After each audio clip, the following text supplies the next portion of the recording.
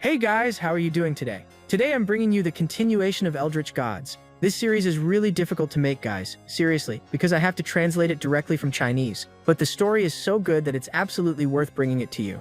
No joke, this has become my favorite series so far. So it's really important that you leave a comment and share this video with your friends. If the series starts getting very low views, I might have to stop covering it because it takes a huge amount of work. I spend practically the entire week working on this video alone. This is one of the most complex stories I've ever featured on the channel. It's packed with time travel, alternate timelines, and all sorts of crazy twists. So at the end of the video, I'll give an explanation for anyone who didn't fully understand everything. But don't worry, I've tried to make the narration as easy to follow as possible. It's super simple to understand, so I'm sure you're going to enjoy it. Without further ado, let's get into the video. This story revolves around time travel, betrayal, and marriage. The main character was just an ordinary high school student until the Supreme Creator Goddess suddenly summoned him, along with several other humans from Earth, into another universe. Once they arrived, that Creator Goddess simply vanished, leaving them with the task of defeating the evil entities known as the Eldritch Gods. However, none of his companions managed to complete the mission. They failed to slay even a single god, and it seemed that Linzoi himself had been cursed, unable to die of old age. Determined to return home, he devised a strategy to take down the gods. As part of his plan, he summoned one of the most powerful goddesses, intending to get close to her, and for that reason, he asked her to marry him. Yeah, bro, really proposed as part of a revenge plan, commitment level insane. This was supposed to be the perfect scheme to infiltrate the divine ranks, eliminate them, and finally make his way back home. But things didn't go as expected, because that goddess actually accepted his proposal, turning what was meant to be a plan of vengeance into something closer to love. Even so, Linzoi eventually realizes that the creator goddess who summoned them in the beginning had deceived them all, and that her true nature was far darker than anyone had imagined. And so he sets out on a journey to uncover the hidden truths of this world. This story is seriously amazing, guys. I'll say it right now, it's one of my all-time favorites. So if you're a real one, go ahead and drop a like and a comment. No more delays, let's get into the video. After the death of the Supreme Creator, her power ended up being divided into several lesser gods. These gods were known as Eldritts, and because of their battles, the world ended up entering dense darkness. The strength of the Supreme Creator was still alive, trying there to maintain the balance. And to try to save the world, that force ended up summoning humans from Earth, and one of those humans was our dear Linzoi. The guy was there full of dark circles. He was one of the interplanetary travelers who arrived there in this world thousands of years ago. Linzoi, he came with other humans from Earth, however he was the only one who survived. After so much time, he became an almost divine being, gathering a lot of power. Before the tomb of his fellow Earthlings, he asks why he was the only one who gained eternal life. He still felt the pain of losing his friends. These humans, they were summoned to fight the Eldritch Gods. Thousands of years ago, when they were summoned, they gained powers and became motivated. This here, folks, is that typical isekai journey of defeating the Demon King. At the time, 60 years had already passed and they had not managed to defeat any of the gods. The leader of the group, he was already very old and they had not managed to defeat any god, much less return home. Linzoi, he carried the weight of all this, since he never managed to help his friends. The gang's dream there was just to return home. After so much time, he created the Temple of Reality in order to bury the travelers. It had been many and many years that he was there, and holding a key, he said that he would need to put an end to it. With that magic key, he begins to perform a summoning. Magical chants are spoken from his mouth, and at that instant, a gigantic magical portal appears. He was summoning one of the Eldritch gods, and tentacles begin to emerge. He calls this divinity the Mother Goddess Sinua. The creature appears before this human. The thing was very ugly. It looked like a giant matchbox with eyes and horns. Our big boy, he simply puts his hand in his pocket and takes out from inside a wedding ring. He kneels and asks the Mother Goddess to marry him. That matchbox kind of stutters, asking what that was. Then he shouts very loudly, saying that it was a marriage proposal. The tentacle goddess, she tells the human there not to mock her, but Linzoi says that he is very serious. As she was the Mother Goddess, the guy imagines that maybe she had a very beautiful feminine figure. The girl, she admires the courage of this human. Then he repeats, saying that he would like to marry Sinua. The guy had already read several books talking about the Mother Goddess and saw that she had tentacles. There goes another shameless protagonist who likes strange things. Hearing this information, the goddess herself starts wondering where he got those ideas from. In a serious way, he said that he has a very big reason to ask her in marriage. That is because he was a human who became immortal and lived in complete solitude. He would not like to spend all eternity like this alone. In order to summon her, he had researched for thousands of years. That is why he was willing to do anything so that he could have an eternal life by her side. The goddess just keeps staring at Linzoi, and we see that she really had a feminine appearance, and asks if he was really willing to do anything for her. Thus the door opens, and from inside comes out a beautiful waifu, all charming. She was very shy but assured that it was for him to love her forever. The guy was the last romantic on Earth and already goes crouching down, placing the ring on the young lady's little finger. At that moment, she realized that she had accepted a marriage proposal and runs to the side all shy. Moreover, by impulse, she had accepted to marry the mere human, Even though the big boy there folks had gained semi-divine powers, he was still a human. She looked back at him and realized that he was actually kind of cute. Trying to control herself, she thinks that it is better to get straight to the point. Linzoe, do you have any requests now that we are already married? My daughter, are you going to ask him that? He wastes no time and says that he wants to have a child with Sinuhe. The girl becomes slightly surprised and with a cute face she said that they should already start now since she was very good at doing that. It seems that our big boy there got lucky. He married right away a girl without fuss. She asks if he would like to have mixed children. But that did not matter, she says, giving a little laugh, and still says that they should start right now. Wait there. Start here in the middle of the tombs. Yeah, my son, that girl there does not want to waste time, no. At that moment she begins to create a magic and says that the thing she likes the most is to create life. This would be quick, because as she was the mother goddess, she could create life from nothing. Linzoe had understood why she was so strange. Wait there, that is not exactly how I was thinking that we were going to have a child, no. She explained that she has the capacity to create any living species. She could even create a human child similar to him, to take after the father. Our big boy, he became very disappointed. And she asks why he has that sad face, since she can give him a child, which was something he wanted. I am talking about having a child in the human way, doing it like humans do. You all know very well what he is wanting, right? She also realized this and her face became all embarrassed. And unintentionally she activated her tentacles, restraining him. She knew that since now they were married they would have to do this, but it was very embarrassing. The big boy holds the tentacle and says that he is not in a hurry, but if she accepted he would like to start right now. The scene goes to the palace of the descendants. Through a magic mirror someone was watching Linzoe declaring himself to the girl. The redhead asks the skullhead if that really was true. She does not believe that the mother goddess had accepted to marry a mere human, and because of that the girl goes crazy. It is impossible that my lady would subject herself to such sinful acts. The skull says for Lilith to stay calm, because the mother goddess she knew what she was doing, but in Lilith's head it was inadmissible that Sinhu would marry that lonely fool. Those two, they were assistants of the mother goddess, and Baru, he says that maybe Sinhua, she is planning to use the boy. As he was a time traveler, she perhaps could use his power to win the war of the gods. But Lilith, she does not believe in this, saying that that human, he was a pathetic weakling. I do not want to give spoilers, but of weakling that boy there has nothing. The mother goddess, she was one of the most powerful goddesses, and she had good intentions toward the universe. That was why those two, they were loyal servants of Señorita Sinhua. But for Lilith, the goddess marrying the human, perhaps was part of an ancient prophecy. But upon thinking about that such prophecy, the redhead she goes crazy. The prophecy said that a human, he would gain the blessings of the gods and thus save the universe. But the girl she does not accept it, and swears that she will not let that unworthy man be the husband of her mother goddess. Back to the temple of reality, our hero, he was upside down. Upon mentioning the way to make babies, the goddess said that she had already read that in some mangas. That girl there is really worth it then. For sure, at that moment she realizes that there was a portal at her side. That meant that her servants there at the palace were watching everything. Could it be that they heard the conversation that we just had? Trying to disguise the shyness, she said that she has something important to resolve with her family. All happy Linzoe, he says that he will go with her, since now they are married. But the girl replies that it is not necessary, because she herself will resolve it, and very soon she will return. Holding one of the tentacles, he said for her to come back fast as she could, and even gives a very romantic little kiss. She had never felt that sensation before and keeps thinking that it is very cozy. All playful, he says that he will feel lonely if she takes too long. And all embarrassed she runs off, saying that she will return faster than ever and he will not even notice that she left. Thus she goes away through the portal. The boy, he gives a sigh and very serious. He said that his heart hurt a lot when he stayed close to an eldritch god. That is because those evil gods, they possessed a protection against time travelers. The travelers, they can only return to Earth when all the evil gods are defeated, and that was what Linzoe wanted. The mother goddess, she was part of the fragment of the supreme goddess, which gave life and intelligence to the creatures. Now she was gathered with the other gods after more than 90 million years of war between them. The dates here of this work here are very exaggerated, folks, so start getting used to it. One of the goddesses extends her hand. She was the golden empress and also the dragon goddess, and she questions why they were gathered. Another goddess slams her hand on the table. This was the goddess and commander of light, and says that she hopes that it is a party. The other who appears is the goddess of evil called Naya. And this one here will be very important, folks. You will see. The Lord Dictator of Darkness called Seima, he says that it has been a long time since they last gathered. There was also the ancestral titan, who looked more like a little thread doll, and there was also the divine beast of the labyrinth, which looked like a cat. They were gathered there at the call of the mother goddess, Sinue. She gathered the gods who are rivals, but she did not say anything. She was only eating. While wiping her mouth, the girl said that she called everyone there to say something important, and ends up showing the wedding ring. All those gods of darkness observed the ring. While she said that she had married the human, the dictator god gives a malicious smile, saying that this seems to be part of an ancient prophecy. And the other goddess asks if perhaps there will be a wedding party. The small god keeps trying to get attention, and Utuchos, she asks why she was saying that to her enemies, since they were in a war. In fact, the mother goddess, she says that she will be absent from the palace of the descendants, and will move to the world of humans. She even said that she will end the war, which leaves Naya confused, reminding you that all these gods, they have been at war since the disappearance of that supreme goddess.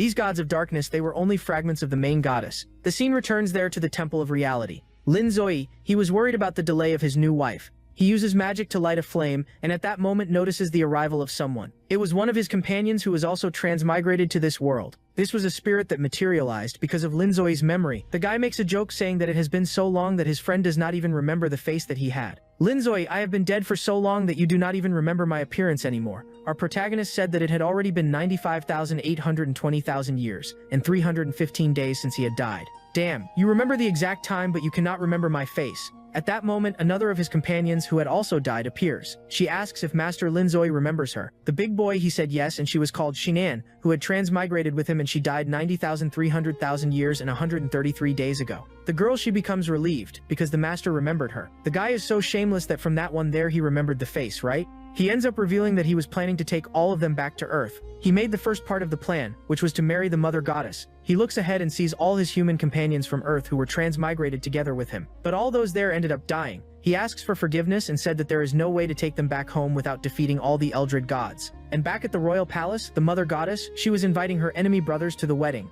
Lin Zoi had promised that he would make his friends return home. He tells Estia that he is going to marry in the kingdom of Furoshi, and the knight mentions that it was the kingdom that he had founded thousands of years ago. Lin Zoi chose that kingdom because it was there that his companions had died. The first step was to eliminate the fifth goddess and recover the soul of his friends. The scene returns to the palace, and the fifth goddess, she was Naya, and even asks there to Sinue if she has already chosen the place where she will marry. The mother goddess, she says that she has not chosen yet and that she will check with her husband. The fifth goddess suggests getting married in the kingdom of Furoshi, which was exactly the place that she dominated. Sinue's plan was to take the power of that one to end the war between the gods, and so the two of them go to the kingdom of Furoshi. Our protagonist, he was surprised because his wife had suggested the same place that he planned. He wanted to marry, and as an excuse to be able to call the fifth goddess to the wedding in Sinue. And she was also planning that, folks. In other words, the two of them had the same plan, only they did not tell anything to each other. A nun notices the two strangers there in the city, and goes there because she noticed that they were mentioning the church. The two were holding hands with a wedding ring. And after showing the ring, the big boy says that they are newly married and that they would like to marry officially in the church. All embarrassed, Sinue, she says the same, that she wants to marry. However, the nun, she keeps saying that they are very arrogant because they have not even married in the church and already keep saying that they are married. First they would need to go through an evaluation, and ends up telling the couple to follow her. The boy whispers in the ear of his wife, saying that the kingdom there values marriage very much. She did not have the slightest idea how the human world worked, and asks if the boy knows more information. And you will see that the boy there also does not know anything. Folks, while they walk through the church, he notices a statue of his friend Estia, because it was she who created this church in the past. After arriving at the place, the judges would evaluate if the two could marry. First, a man asks if he has money to pay for the wedding. The big boy, he says that he never needed anything similar to money before, and Sinue, she also said that she never needed money in her entire life. The woman, who does not know that they are gods, asks how people like this can exist. But our big boy, he said that he has a house, and the wife confirms, saying yes, that it was very beautiful. The man understood the reason for the boy to be so confident to marry a beautiful woman, thinking that our little protag was rich and just did not have money on him. Sinue, she begins to describe the house, saying that it has a view of the stars and that it is in a remote region. The woman from the registry office already imagines that the house might be made of glass. And to make the situation worse, in complete innocence, Sinue, she said that his house was the open air and that it was very good, feeling the breeze of the wind hitting the face. They did not know that those two there were divine beings, and she even finds it strange how the girl fell for the talk of that fool. They even say that if the house is the open air, he does not have any house at all. But the girl, she says that the place was very beautiful, full of flowers, and to ruin the situation even more, Lin Zoi, he said that in his house there were many tombstones, thinking that there would be good news. Furious, the man slams the table, saying that he got a cemetery to live in, but his wife defends him, saying that those are the tombstones of his friends, and making a very romantic little heart. The couple declares that they do not need riches to be happy. The employee asks how that girl is so innocent that she fell into the trap of that creep there. Then she asks how long the two had known each other. Sinue says that she met Lin Zoi the day before. With that, the employee already imagines that he must have cast some spell to hypnotize the girl, and she even says that in the city there are several followers of the Eldritch gods who are seducing poor girls, and with that face of his there, he was very suspicious. She even keeps saying that Sister Maria, who was the nun of the church, could not allow those two to marry. But the nun says that they should calm down a little and analyze the details better. Upon hearing the woman there speaking badly of the gods of darkness, Sinue, she becomes furious and even begins to prepare an energy with the intention of frightening them, saying that they should ask for forgiveness. If they did not do that, she would end them. Everyone hears that word from the girl and becomes frightened. She then realized that she had lost her calm for a second. They even imagine that she is also a follower of the gods of darkness, and very worried, she becomes terrified of having been discovered. but who appears there to save her is precisely Linzoe, saying that they understood everything wrong. Please, Lin, save me from this situation, otherwise she would have to detain all of them. Staying close to humans made Sinue very nervous. Yeah, as you can see, my wife is a goddess. The girl already turns worried, thinking that he is going to tell everything. If that really happened, she would have to eliminate all of them with her tentacles. But he ends up correcting himself, saying that actually she is a hunter of gods of darkness. The employees were no longer understanding anything. Then he tells that when the girl was very young, she had faced a blizzard there in her village. She was very afraid and went into despair. And who appeared in the middle of the snow were the followers of the Eldritch gods. On that day, the girl's relatives were eliminated by the followers of the gods of darkness. The nun, she became very emotional with that whole story. And the goddess goes there to ask him to keep quiet and stop exaggerating, helping with the little lie. She said that it is because of that she worries so much about those evil gods. The big boy, he turns to his wife, and with his face very close to hers, he said that Sinue's hair was tickling him. The girl of course became extremely embarrassed and already moved away, while he patted her head, saying to the girl, "Do not be embarrassed." They realized that that couple was very in love, so she decides to explain the situation of those followers of the cult of flames. The nun explains that this cult believes in a demonic being called the Fire King, and they say that this king had received the help of an eldritch goddess, Naya. With a serious look, the woman says that this king of flames has as interest a strong relationship between women, and that all the followers of this cult hated men, and the women only related among themselves. Basically, it was a feminist movement. They even spread posters proposing repulsion toward men. Because of that brainwashing, the girls began to have hatred and disgust toward men. Any resemblance to reality is mere coincidence. At that moment, we see the leader of that cult. She had captured an elf and begins to say magical words into the girl's ear. The intention was to transform all the girls into women who liked women. If you think it is getting strange, it is because you have not seen anything. A redhead appears, and who was there was precisely Lilith, saying that they should go ahead with the plan soon. That girl who looked very much like Naya keeps saying that she already got the offering, and upon approaching the redhead said that she would like to confirm something again. In a romantic way, she asks Lilith why she was wanting to help the Fire King, since she was a servant of the Mother Goddess, because once the Fire King resurrects, he will declare war against Sinue. But Lilith said that this type of thing does not matter. The most important thing was to make Señorita Sinue realize that men were evil, and that fool was not worthy of being by her side. The priestess of the cult realized that Lilith was in love with the Mother Goddess, and she was only supporting the enemy side folks to make her lady not marry. But according to the registry employee, the sister of the church said that the two of them had nothing to do with that cult. Alright, my daughter, now answer. Are we going to be able to marry? Wait there, young man. Things are not that easy. According to the kingdom, you need to follow some laws in order to have conditions to request a marriage application. The big boy, together there with his little wife, keep reading the laws. At that moment, Sinue realized that they would need to buy a house, and it was not just any house. No, it had to be a very big house. She looked at the value and realized that it cost 30 million runes and asked Linzo if it was cheap or expensive. What, 30 million? Yeah, my son. Are you thinking it is like in the time of your parents when you traded a house for a chicken? He even says that in his past a house was worth more or less 200,000. That information ended up hitting him hard, and he says that with 200,000 nowadays you cannot even pay for the bathroom. The registry clerk says that for them to marry the first step is to buy a house, and even says that they need an annual income of 1 million, since by the triangle the base was a house, then an income, a stable life, and lastly love. The two are already in shock. What do you mean love is not that important? Giving a threatening laugh, the clerk there at the registry keeps saying that she will better consider the situation of the two. Since they had great abilities and were hunters of evil gods, they could enter the Adventurers Guild. As an adventurer, they could hunt monsters and get a lot of cash, and with that money they could finance a house, she keeps saying. And that is exactly what the two do. Sinuhe, she ends up pulling Linzoe's clothes. The big boy asks what is wrong, and with a cute little face she asks why it is so difficult for two people who love each other to marry, and even questions why they need to work so much just to buy a house. After all, the two wanted to marry, and that was what mattered. Wait there, did she say two people who love each other? I heard that well. She even says that it would be much better if she simply used her power. She could use her tentacles to cast a curse on all the people of that kingdom.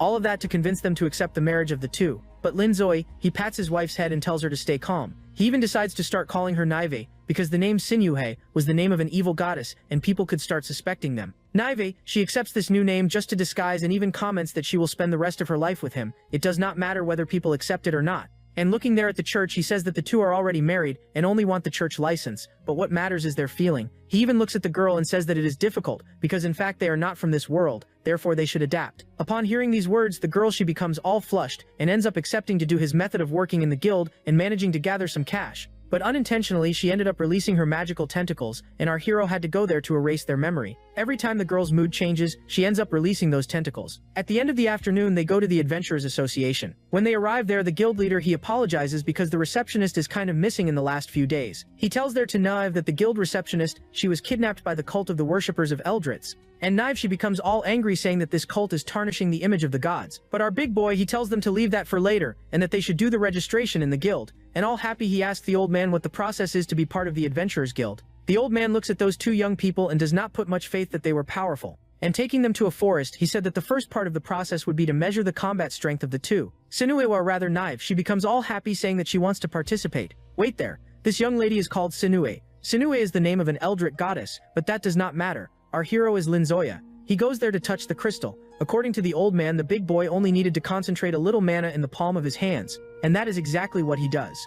The old man was not putting any faith at all, but the boy, he simply destroyed the crystal. Nivea, she was completely astonished, saying that it was very easy, and there was a crystal that cost tens of millions of runes, all destroyed. The old man becomes dumbfounded without knowing what had happened properly. Alright old man, keep passing me the information of the next test. Since he broke that crystal, Nivea became a little sulky, because she could not participate. At that moment he realized that those two young people were not ordinary people, and when she turned to the old man asking what the next test was, he felt a shiver. It was as if the girl, even though she was cute, had a malicious energy. I do not know how such cuteness can present a danger there to the old man, but it presented a very big danger. So much that he clapped, saying that the two were already accepted. They would not need to participate in any other test. That is because, folks, test 2 would be a battle against himself, and the old man became afraid. So he simply went there and handed a badge to each of the two, proving that they were adventurers. What? How so? I did not do any test, Neve keeps saying. But the old man, he was disguising, saying that they would not need to participate in the test, and already went straight to take a photo to make an ID card. And the poor girl, she began to cry because she wanted to prove her strength. However, the big boy patted her head and said that very soon she will have the chance to show her true strength. Upon hearing that, she became all happy, with her eyes shining, and even kept imagining giving a kiss to her husband, but at the same instant she became all flushed with embarrassment, and as was to be expected, she ended up activating her magical tentacles, grabbing our hero and putting him upside down. Calm down, Neve, why are you tying me up? When the photo is revealed, he notices that there were tentacles. Wait a second, what tentacles are these? At that moment, the two realize that they have been discovered, and he even complains to his wife, saying that now he will have to use the memory erasing spell. The old man starts begging, thinking that the two are going to finish him off, and so his memory is erased. The couple returns to the city. They receive a bonus for having joined the guild. With the money, the big guy comments that maybe they should buy more normal clothes, since theirs attracted too much attention. Thus, they go to a store.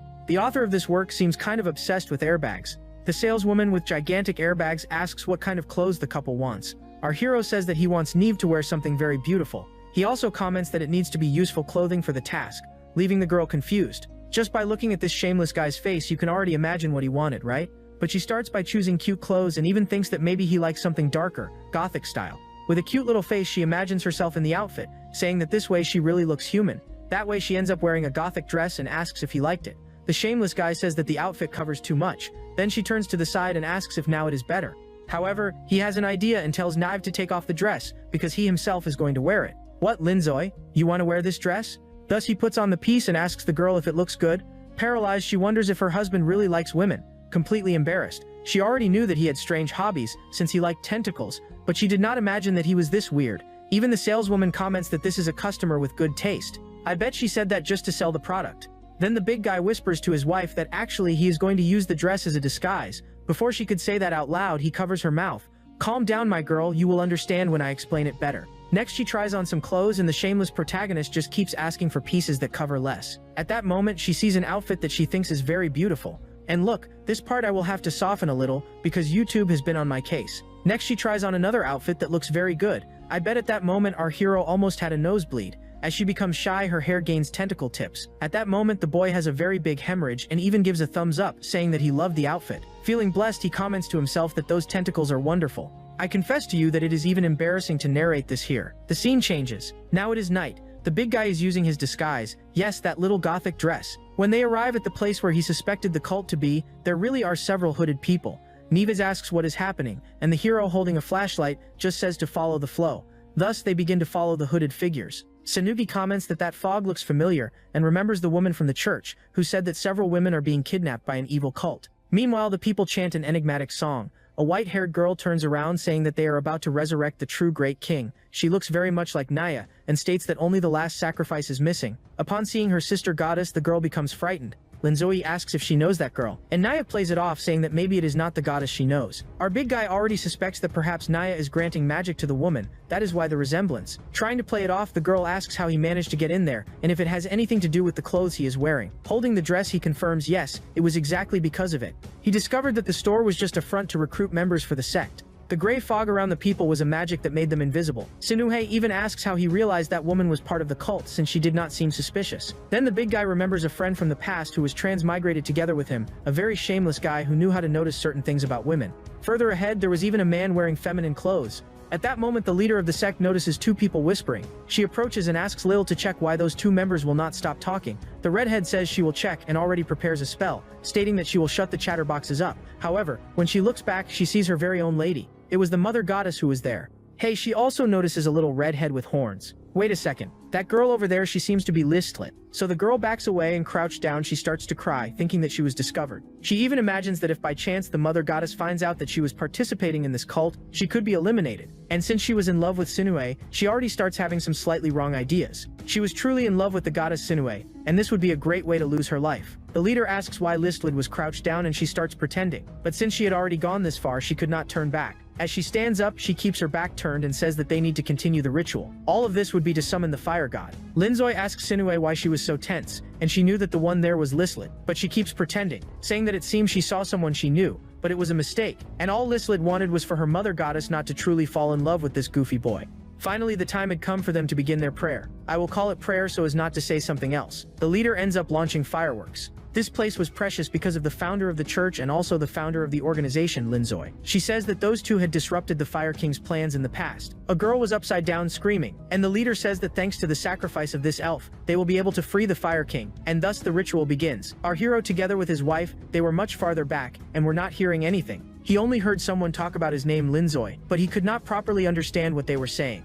Sinucci felt that there was something very wrong happening, and they even say that they need to go there and intervene. And when they look at the girl, they imagine that she is the employee of the Adventurers Association who was missing. However, someone ends up appearing there, saying that he will end this party. The blonde, he introduces himself as the hero of Linzoy's organization. He was there to stop the summoning of the fire god. With a flame in her hand, the cult leader keeps asking how he imagines he will manage to do that. And at that moment, she ends up firing a fire illusion. But the boy, in a serious manner, he says that his sword also cuts illusions, and thus he ends up slicing the fire. Sinew, and she finds this incredible and even comments to her husband that everyone there is saying his name. However, she ended up looking at Linzoy because she noticed that he was tense, and at that moment the big guy realized that that little blonde was a descendant of his time traveler friend. Even the appearance of the two was similar. At that moment, our big guy, he takes a deep breath, since his friend's bloodline survived, and even tells Niz that she could stay calm, because that swordsman would take care of it. However, the leader, who looked very much like Na, keeps saying that she will not let that boy interrupt the plans. A battle between the two was about to begin, and with a crazy face, she said that today her lord, the Fire King, would be resurrected.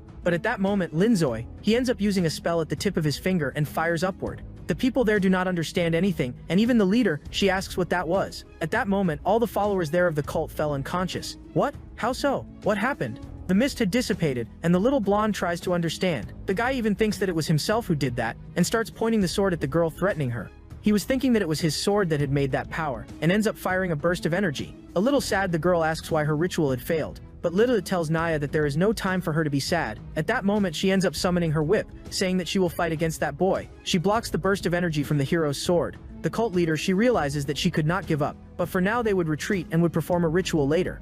At that moment, our hero asks Naya if she also noticed something. He comments that even though he dispersed the mist, it seems that the ritual there was not entirely interrupted. And the blonde, he was also noticing that Naya says that Linzoy is right, since on the elf girl evil tentacles were sprouting, and those tentacles end up attacking the little blonde. The guy prepares to block with his sword, but who appears there to save him is precisely Linzoy. In the sequence, Naive charges at those tentacles, and when she hits them, a big explosion happens. Our protagonist, he had saved the little blonde, and even asks if by chance the hero was injured. The boy, he gets with flushed cheeks in love. He was thinking this girl was very beautiful, especially wearing that little gothic dress. When he is placed on the ground, he says that his heart is racing, and already starts asking our protagonist's hand in marriage, leaving Naive shocked.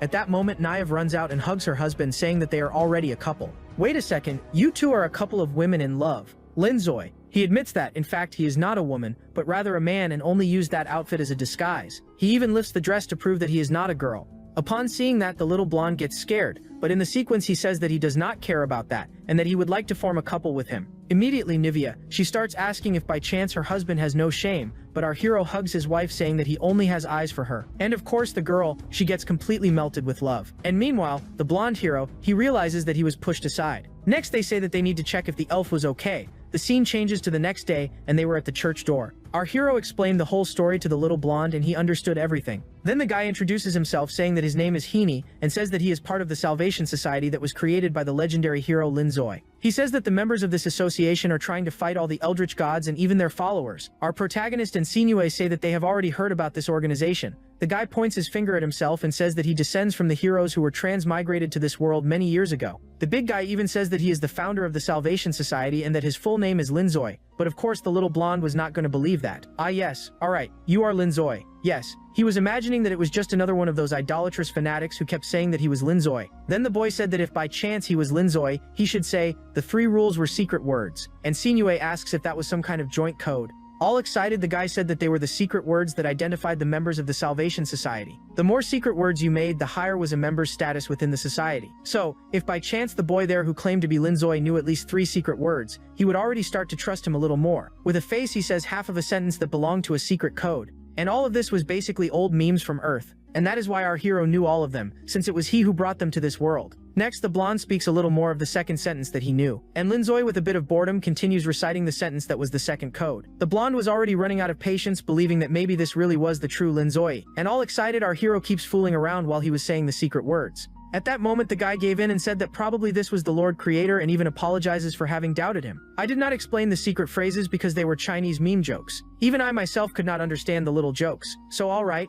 Sinue, she finds this very funny and even imagines that her husband, he is really a very powerful guy. She even thinks about creating for herself a society just like his, and keeps making some notes on a sheet of paper. And meanwhile, our lady was there kicking that creep. Get out of here, you jealous brat. Sinue, she was thinking that these rules were something very serious, coming from ancient knowledge, and a little embarrassed, the big guy he says that it is not quite that. No, it was more like jokes from time travelers, but he was sad, because all his friends who traveled to this world together with him had died. He looks down and the blonde was still holding his leg. Linzoi runs off and holds the hands of his beloved, and said that if she had interest later at night, he could teach these secret words to her. Since the big guy had proven that he really was Linzoi, the blonde said that he would give more information to him. The guy says that he had been monitoring that sect for about 6 months. He says that an ancient goddess, Naya, she had thrown away half of her power, and some random human girl picked up this power and ended up getting an appearance similar to Naya. So basically the cult leader, she has an evil power of an eldritch god, and since they were hunters of these evil gods, he swears that he would end this sect. That is why he ends up asking the couple for help, and they keep looking there at each other and agreeing to help. Our hero ends up closing a deal. At that moment, the church nun ends up appearing. She was very happy for Linzoi and for Nuji for having saved the church from that sect attack.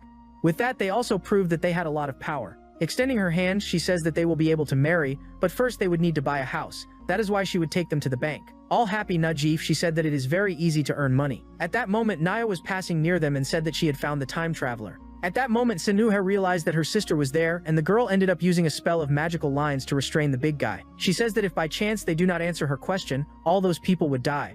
She had linked them through the thread of time. So basically time there was frozen. Sinue asks what Na was doing there. Then the girl reveals that she wants to talk about the War of the Eldritch Gods. If you made it this far in the video, please leave a like and a comment. It is very easy, guys. It does not even take 5 seconds of your life. Just comment part 2 and you will already help the video a lot. According to Na, she did not have time to look for the morning goddess before, but now it was a favorable time, because the girl there, she would also receive profits. That is why she had chosen this moment to talk with Sinue. The girl already asks if by chance her eldritch goddess sister was trying to deceive her. At that moment, wow, he managed to undo that magic and even told his wife that it was not so easy for her to imprison him. And the two get all romantic with Sinue, saying that Linzoi was very powerful. With her legs crossed, Naya asks how the time traveler managed to free himself. The big guy makes a friendly face, saying that the gods are not that much stronger than him, and even says that he will not let anyone hurt his wife. But with a face, Naya says that she has no interest in hurting her sister, and actually would pass the power to her. The two do not understand anything, right? How are you going to hand over your power and your title? Stretching, she says that she does not want to participate in the Zeldred Wars, and prefers much more to lead a peaceful life. However, she was not going to give that power for free. What she really wanted was to make a trade. At that moment, she ends up handing over her card, which was a real estate sales consultant card. What she wanted was for the two to buy a house with her.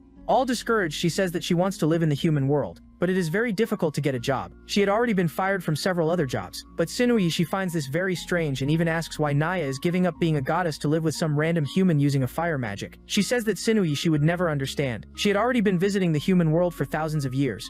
And the girl says that she already had to sleep under a bridge, already had to fight with a dog to eat leftover food, and already earned money picking up trash on the street. And the couple gets amazed, saying that she has a very strong will. Even if she had the power to destroy everyone, she did not have enough power to live the life of an ordinary human. She was the lord of monsters, so she had a lot of power, a lot of destructive force, but she did not have human skills. And to not be fired from her current job, she urgently needs to sell some property, because otherwise, she will be fired. That is why she ends up handing over her business card. 2 hours later, they go to the mansion that Naya sells. The goddess of monsters had given to the mother goddess 1/4 of her power, and the other 1/4 was given to Linzoi. And he even asks where the other 2/4 were. Sinui reminds him that actually that other girl there, the cult leader, kept the other half. And scratching his head, he says that now he remembers. That is why that girl there had Naya's appearance. All in love, he holds his wife's hand and says that now that they have a house, they will be able to have a child. Those shameless ones there do not think about anything else. Thus, they end up going inside the house. And Sinui, she gets very shy thinking about what is going to happen. They end up going to the bedroom and our hero keeps calling her Naive.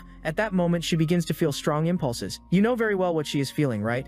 I cannot say. And because of that, she already goes using her tentacles to imprison him. All in love and with flushed cheeks, she asks if by chance now he wanted to have a child with her. Outside, Naya was there observing everything. She did not expect things to be this easy. She had given her authority, her evil power to the mother goddess, so that she could go to her natural form, which is those tentacles. And we see that it was working, since the girl she was very forward. Linzoi, on the other hand, he was not understanding anything. Why did his wife start acting that way? He even asks if by chance some bug had bitten her. The scene goes to Lilith. She did not accept that the mother goddess had fallen in love with a human, and just thinking about him touching his goddess's hair, she already got angry. The cult leader asks what happened to Lilith, and opening a portal, she says that she needs to urgently go to her goddess. That is because she was feeling that something wrong was about to happen. While traveling through the portal, the succubus keeps saying for the mother goddess to wait for her to arrive. And as soon as she arrives at the house where her dear goddess was, Naya already imprisons her, and even tells the girl that she could not interfere. Naya pinches Lilith's cheek and knows very well what she is planning. But we see that it was in Naya's interest that the mother goddess had a relationship with that human. And she even reveals to Lilith that she herself, the goddess of monsters, had given her power to the mother goddess. What Naya wanted was for the mother goddess to devour that boy and then give birth to him again, and thus be able to be part of a prophecy. Yeah guys, I know this here is kind of crazy. Even Lilith was shocked by this elaborate plan. It is explained to us that when the tentacles they are at their maximum strength, they end up completely consuming the energy of a human. And if she did that with her husband, she would possess the energy of a time traveler. The girl, she was very emotional, letting the energy of the tentacles completely take over her body. She even tells Linzoi that she cannot control herself. And noticing this attitude of the girl, he seems to have understood that it was part of Naya's plan, and because of that he becomes serious, knowing that there was something wrong. Immediately he ends up holding his wife's tentacle, and with shining eyes he activates a power. Before that, he even apologizes to Sinue, saying that she will have to stay stored in there for a while, and in this way he ends up activating chains on the girl. For having gotten very close to her, his heart began to hurt. This was part of the curses of the Eldritz, which prevented humans, time travelers, from getting close to them. Now that he had already chained the tentacles, he would try to discover more about this plan of Naya. And because of that, he asks his wife to stay there calming down, because he would return. Outside, Lilith, she was still imprisoned with those blue threads.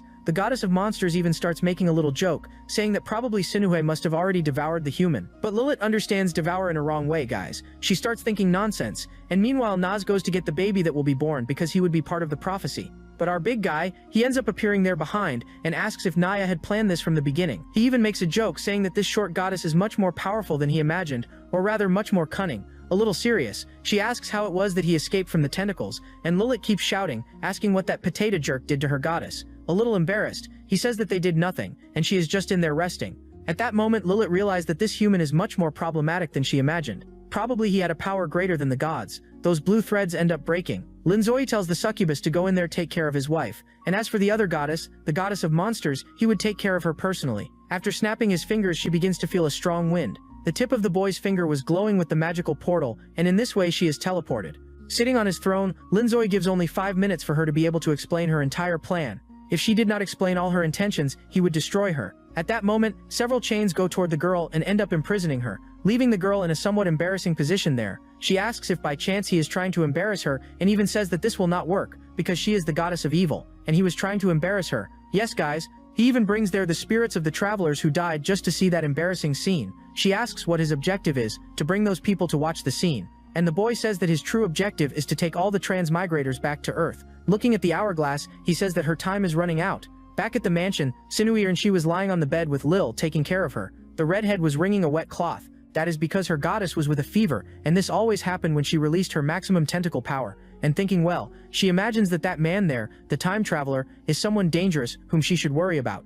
He was so strong that he managed to deal calmly with the powers of the tentacles, and thinking about this, she becomes a little doubtful if something had happened. She even begins to think that the mother goddess might really have fallen in love with him, and even decides to check under the covers if she was well, but she becomes a little doubtful if this would be right or wrong. However, she ends up removing the blankets and realizes that the mother goddess, she still had the tentacles activated. A little weak and debilitated, she begins to murmur in pain, and seeing that scene, Lilet, she is impacted. She approaches to kiss the mother goddess, but our hero ends up arriving at the last instant. He caught the redhead in the act, and she became extremely embarrassed, and our big guy already ran to put the blanket on his wife. Worried about Naya, Lilet asks what happened to the goddess of darkness, and with a dirty hand, our protagonist said that he had already dealt with her. Turning his back and leaving the room, he says that now the fifth goddess of darkness is no longer a concern for him. Lilet is already in shock, asking what that time traveler did.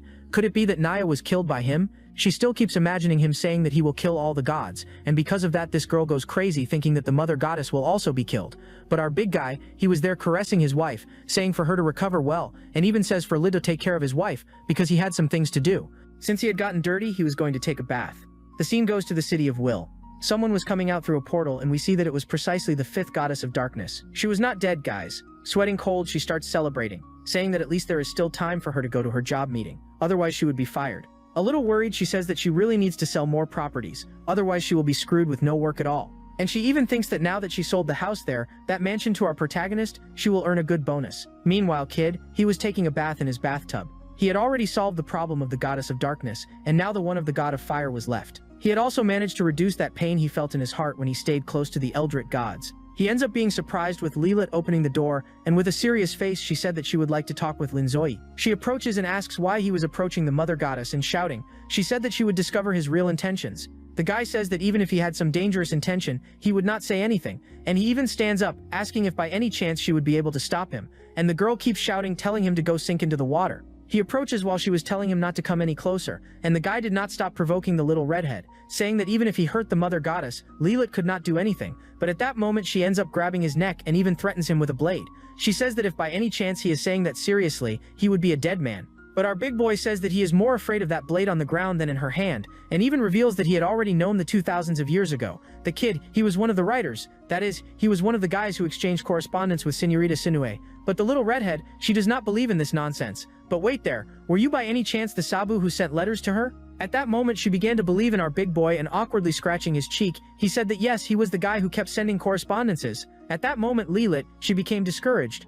That is because this so-called Sabu who sent correspondences to Sinue was a guy who wrote a famous manga, and there the elite gets angry and even climbs on top of him, asking how the guy dared not to finish that story, and even keeps choking the kid, saying that because of him the two were waiting for the continuation of that manga for more than 1,000 years already. The guy is looking like Toga stalling to finish Hunter x Hunter. At that moment the door ends up opening, and it was precisely Sinue. When she looked forward, she saw the two, one on top of the other, and became shocked. Her eyes even widened, asking what the two were doing. That scene was very shameful, and there was not much that they could give as an excuse. Because of that, the little redhead, she became paralyzed and even imagines that now the mother goddess will not forgive her. But instead of getting angry, the mother goddess, she simply got her cheeks flushed, not knowing how to react. In shock, the little redhead kept telling Sinue that it was not what she was thinking. Our big boy said that the redhead should stay calm, because he would explain. Then he extended his hand, asking Sinue to hold his hand, and she held it with her little cheeks flushed, and at that moment he activated a power making her see all his memories, and she discovered that Lilet had entered there in that bathroom to be able to demand answers from him. All of this because the little redhead was worried about the mother goddess. After seeing the memories, Sinue asked Lilet to leave the bathroom because she would like to give a massage to her husband. Redhead, she says that it is all right, and after leaving the bathroom she keeps breathing deeply, and at the same time she is surprised, asking if the mother goddess will not blame her. But at that instant she realized something. Sinue, she was alone together with that idiot, so she tried to open the door, but the boy had placed a seal blocking the entrance. Sinue asks what he had done with Naya, and he said that now they would only need to worry about the King of Flames. Sinue's concern was with the other part of Naya's power, which was in the hand of that priestess. As that priestess had the identical appearance of Naya, that meant that she had taken the power of the Lord of Darkness. That girl was practically a time bomb. If they managed to resurrect the King of Fire, that would be very dangerous. In the middle of the forest, that hero, he was talking with someone through the crystal ball. He was passing some information, saying that the Lord of Fire, he was about to be resurrected. And the hooded one said that they received a message from Linzoi, the ancient founder of the society. And this message, that revelation there was contained inside that scroll. The redhead, he already immediately asks what revelation was this. He was saying that his body would be reborn, and that he would return to help them. The blonde already starts asking what this means, and if by any chance Linzoi will really return after thousands of years. He even remembers that boy that he found with white hair who said to be Linzoi himself, but he was still not convinced that that was really the founder. In the revelation, it also said about a second anomaly that would be even worse than the first. This first anomaly they had defeated thousands of years ago, but this second one was something even worse. After the death of the great creator, his blood was contaminated due to the loss of vitality. Because of that, the gods, who were fragments of this creator god, ended up becoming corrupted. That is why those gods there became evil, and this obscure energy was kind of corrupting these gods. That is why the Society of Heroes was created to fight the gods. Trying to explain here to you guys. At the beginning of the story, it is explained that the goddess who created the entire universe, she disappeared, but some people say that she was killed. It is not possible to know for sure. But here Linzoi, he kind of gave some news there to this organization saying that an evil being is corrupting all the gods. This many-eyed anomaly was a malignant anomaly that was corrupting the power of the Eldritch, and the one who had discovered this was precisely Nay. So she kind of gave her power to other people so she would not be corrupted and transformed into this malignant being. It was exactly because of this that Nay had delivered part of her power to that priestess and the other part to Sinua and to Linzoi. She discovered this whole evil plan of that obscure force, and she told it there to our protagonist, and he passed it to his society. This hooded man was telling everything to the blonde. In other words, the Eldritch gods had been being corrupted for thousands of years, and now it had reached the maximum point. Because of that, they should act in haste and defeat all these gods before it was too late. Our protagonist, he ends up telling part of this to his wife and says that he had already even made the preparations to be able to deal with all this. The guy approaches and holds his wife's cheek, saying that he will do everything to protect her, and approaching the girl, he says that they would need to continue from where they stopped. And all embarrassed, she asks where it was that they had stopped. Whispering in her ear, he says that he would like to have a child with her. The girl already starts to scream after hearing this, but he keeps saying that she would not need to be so shy. Poor Sinue was with her cheeks flushed, and he keeps saying that she looks very cute when she was embarrassed. And so she starts to scream, and the entire mansion begins to be illuminated by the power of the tentacles. Even Lilith gets scared, and our hero is thrown far away. He even ends up with his nose bleeding, saying that the tentacles are very beautiful. It seems that lately only strange works are coming here to the channel. The scene changes to the Adventurers Association. The blonde, she had returned, and when she looks back, she gets scared. That is because she was thinking that Na was that priestess who had kidnapped her. But the girl explains, saying that she is not that person there who had done that. And in sequence, she ends up handing over a business card, saying that she would like to register as an adventurer. The girl, she stays there taking the card and checking Na's appearance. Then she says that the girl could register and even says that she will get some information first. But the old man looks there at that girl and already realizes that she was very powerful. And he even says that lately there are many strange people wanting to become adventurers, and that in her case, she was also one of these strange people. A little embarrassed, Napo, she asks what kind of strange is this that he is talking about. The old man simply asks then why she decided to become an adventurer. She reveals that she was fired from her job of selling properties, and Linzoi had indicated this place saying that she could earn easy money. The elf, she becomes very happy, because it was Master Linzoi who had indicated, and the old man already becomes afraid. My god, that girl there must be very strong. She will break more crystals. But the little blonde there, she did not know that Na was that strong. She keeps saying that she would need to do a crystal test to see her strength. The old man immediately feels a very strong power coming from this girl. He even remembers that malignant power of that other white-haired girl. And even worse, he imagines that maybe she was as strong as that boy who exploded the crystal. Because of that, he starts sweating cold and even says that she does not need to take the test. The scene returns to the mansion and they were having dinner with delicious food. Lilith was the first guest of their mansion, and our hero keeps saying that this is one of the foods that he used to eat there on Earth, in the other place where he came from. All happy, she keeps saying that she will not hold back, but our hero blocks her rush, saying that first he should ask a question. He wanted to know why she was helping that priestess of the cult. He had seen her that day where they were trying to resurrect the god of fire. At that moment, Lilith, she becomes tense, imagining that maybe Naota keeps pretending to be dumb, saying that she was not there, and he must have gotten confused.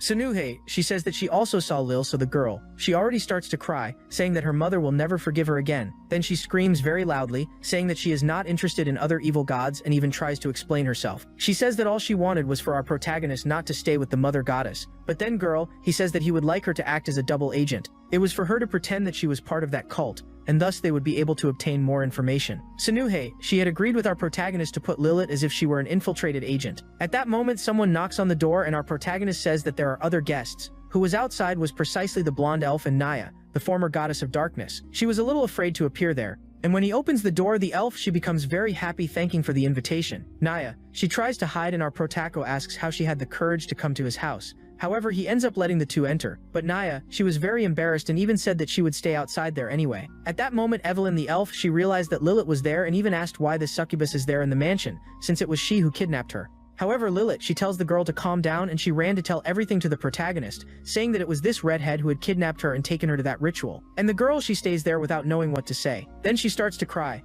asking for forgiveness, and even says that she only collaborated with that sect because they were tarnishing the reputation of the men, and she did not want the mother goddess to have a relationship with the human. Sinue, she gets with her cheeks flushed, since Lilith was very worried about her. The girl says that she is regretful and would not like to harm Sinue, and even would accept any kind of punishment. But Linzoi, he says that he had already agreed to leave her as a double agent, and that he had known for a long time that Lilith was participating in that evil plan. But with tears in her eyes, she keeps saying that she would like to be punished. At that moment, Sinue appears, telling the girl to calm down, that she had already forgiven her, and that everything was fine, because Lilith was a girl who cared a lot about the mother goddess, and besides that was an important companion. Upon saying that, she hugs her friend very tightly, and the poor elf was not understanding anything, guys, since she did not even know that those people there were gods. But now that everyone was there, he should go to the main point. They should set up the plan to ambush the god of fire. On the next day, Lilith ends up meeting with that priestess. She was acting as if she were a double agent. She keeps saying there to the priestess that she had already misled the humans, and that now she would be able to complete the ritual fully. But of course that girl there was not believing much in that.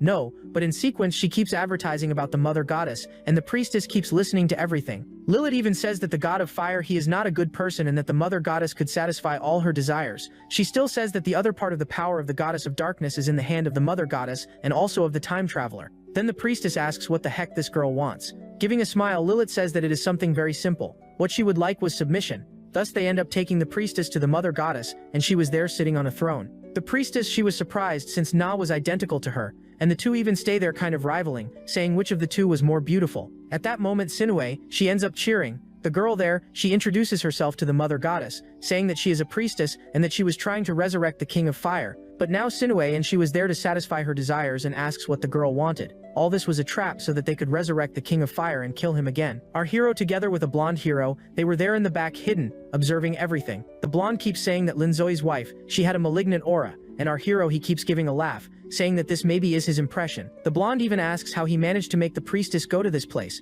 and very proud. The protagonist keeps saying that his wife, she is very influential. All this was a lie, guys. The blonde, he did not know that those there were gods. He thought that they were only humans, who were followers of Eldritch gods. Even because if he said that he was married to an Eldritch goddess, the blonde there would go crazy. All motivated, the priestess says that her desire is to resurrect the king of fire. Sinue, she says that it is all right, and even shows that they had placed the elf there as sacrifice. But there was a however. Sinue keeps saying, for her desire to be fulfilled, she had to promise loyalty. She says that after they resurrect the king of fire, she should sign the contract with Naya, saying that she would be extremely loyal. The priestess says that if this is necessary to resurrect the king of fire, she accepts. She was willing to anything. Then the mother goddess tells Naya to deliver the contract, and that is exactly what Naya does. However, the contract that she had delivered was of real estate sale. Because of that, she ends up collecting it quickly, saying that she had gotten confused. And now, yes, she had delivered the correct contract. The girl ends up extending her hand, placing her magic to make the signature. And now that everything was ready, they could start the ritual. They were doing this in a castle. They convinced the elf to be able to participate in all this. And upon approaching, the priestess keeps saying that all this is for the good of the Lord of Fire.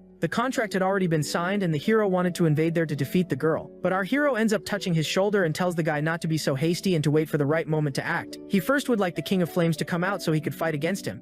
But the hero keeps saying that this is very dangerous, because this god of fire, he is extremely strong. When he realizes a very strong light was coming out from inside there, and quickly the moon became red. Sinue herself was doing the resurrection spell, and our protagonist, he keeps giving a laugh, saying that he cannot wait to settle the score with the King of Fire. The priestess, she starts to chant magical chants, and thus an enormous flame begins to arise above the castle. That was working, and the priestess, she starts to call for the King of Flames, and from inside the fire a creature emerges. He had a kind of earring there on the horns, and we see that the guy was a calf, or rather an ox. Even the hero, he becomes a little disappointed with the appearance, and all worried he asks Linzoi what he is going to do. Our protagonist, he was very calm, telling the hero to stay calm because he would take care of all this. The King of Flames, he approaches and asks if it is the Mother Goddess. He says that he would never imagine that he would be resurrected precisely by her, who was his immortal enemy. And all cute, she says that she resurrected him precisely for a good reason, and he will discover soon. At that moment, the priestess goes there and prostrates herself on the ground in adoration to him. But the guy, he was interested in the elf, the little blonde who was there upside down.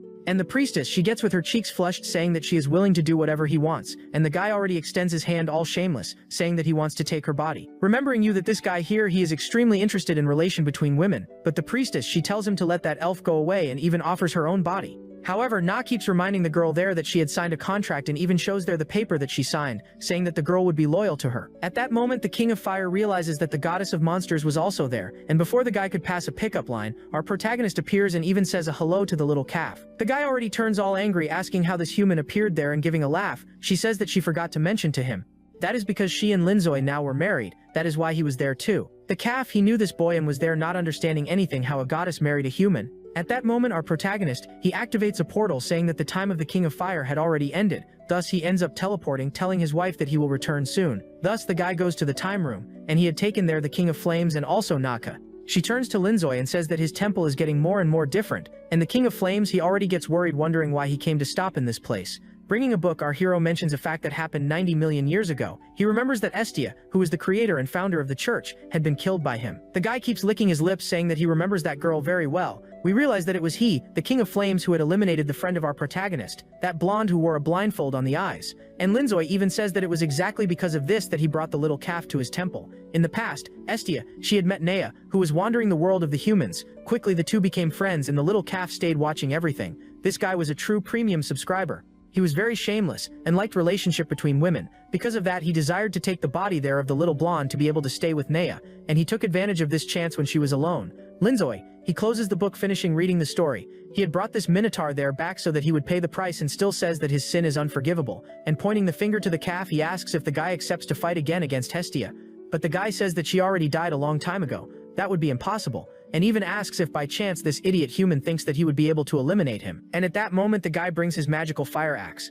And giving a laugh, this bastard keeps saying that he will eliminate Linzoy and then take the body of his wife. But giving a laugh, our protagonist says that he should not be so confident like that. No, that is because he had orchestrated this plan for a long time. He had prepared Est for many years so that she would have her revenge. Thus he ends up bringing Hestia right there beside him, saying that that is an astral projection. He ends up materializing his spear and delivers to Estia. All cute, the girl thanks Linzoy, saying that she was anxious for this moment. She had waited for this moment for all the time that she was dead. Upon removing the blindfolds from the eyes, we see that it was of crimson color. Naya asks why Est appears so different, and our hero says that she had matured. All charming, she tells the Minotaur that his time is ending and that she will take revenge, because it was he himself who had eliminated. The guy gives us a little excuse, saying that he only would like to possess her body, and when he tries to move to an attack, a magical circle appears under the girl. Explosions begin to arise from the ground and she prepares new fire magics. It seems that the guy was not expecting such a great power coming from her, a simple human, but he keeps laughing, saying that fire does not work against him. But at that moment he realizes that he had underestimated her.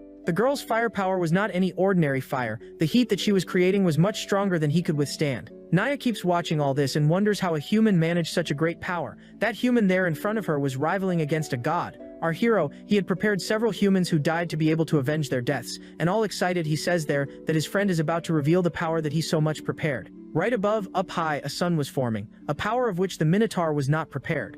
That power was basically a ball of fire with the temperature of the sun that fit in the palm of her hand, and thus she aims at the Minotaur, saying that he will be eliminated in the worst possible way, and that ball of fire ends up going in his direction, hitting his body directly. The guy begins to spit blood, and the blow was so fast that he did not even have time to react. She becomes all excited, saying that this explosion was magnificent, and thus the entire temple room ends up exploding.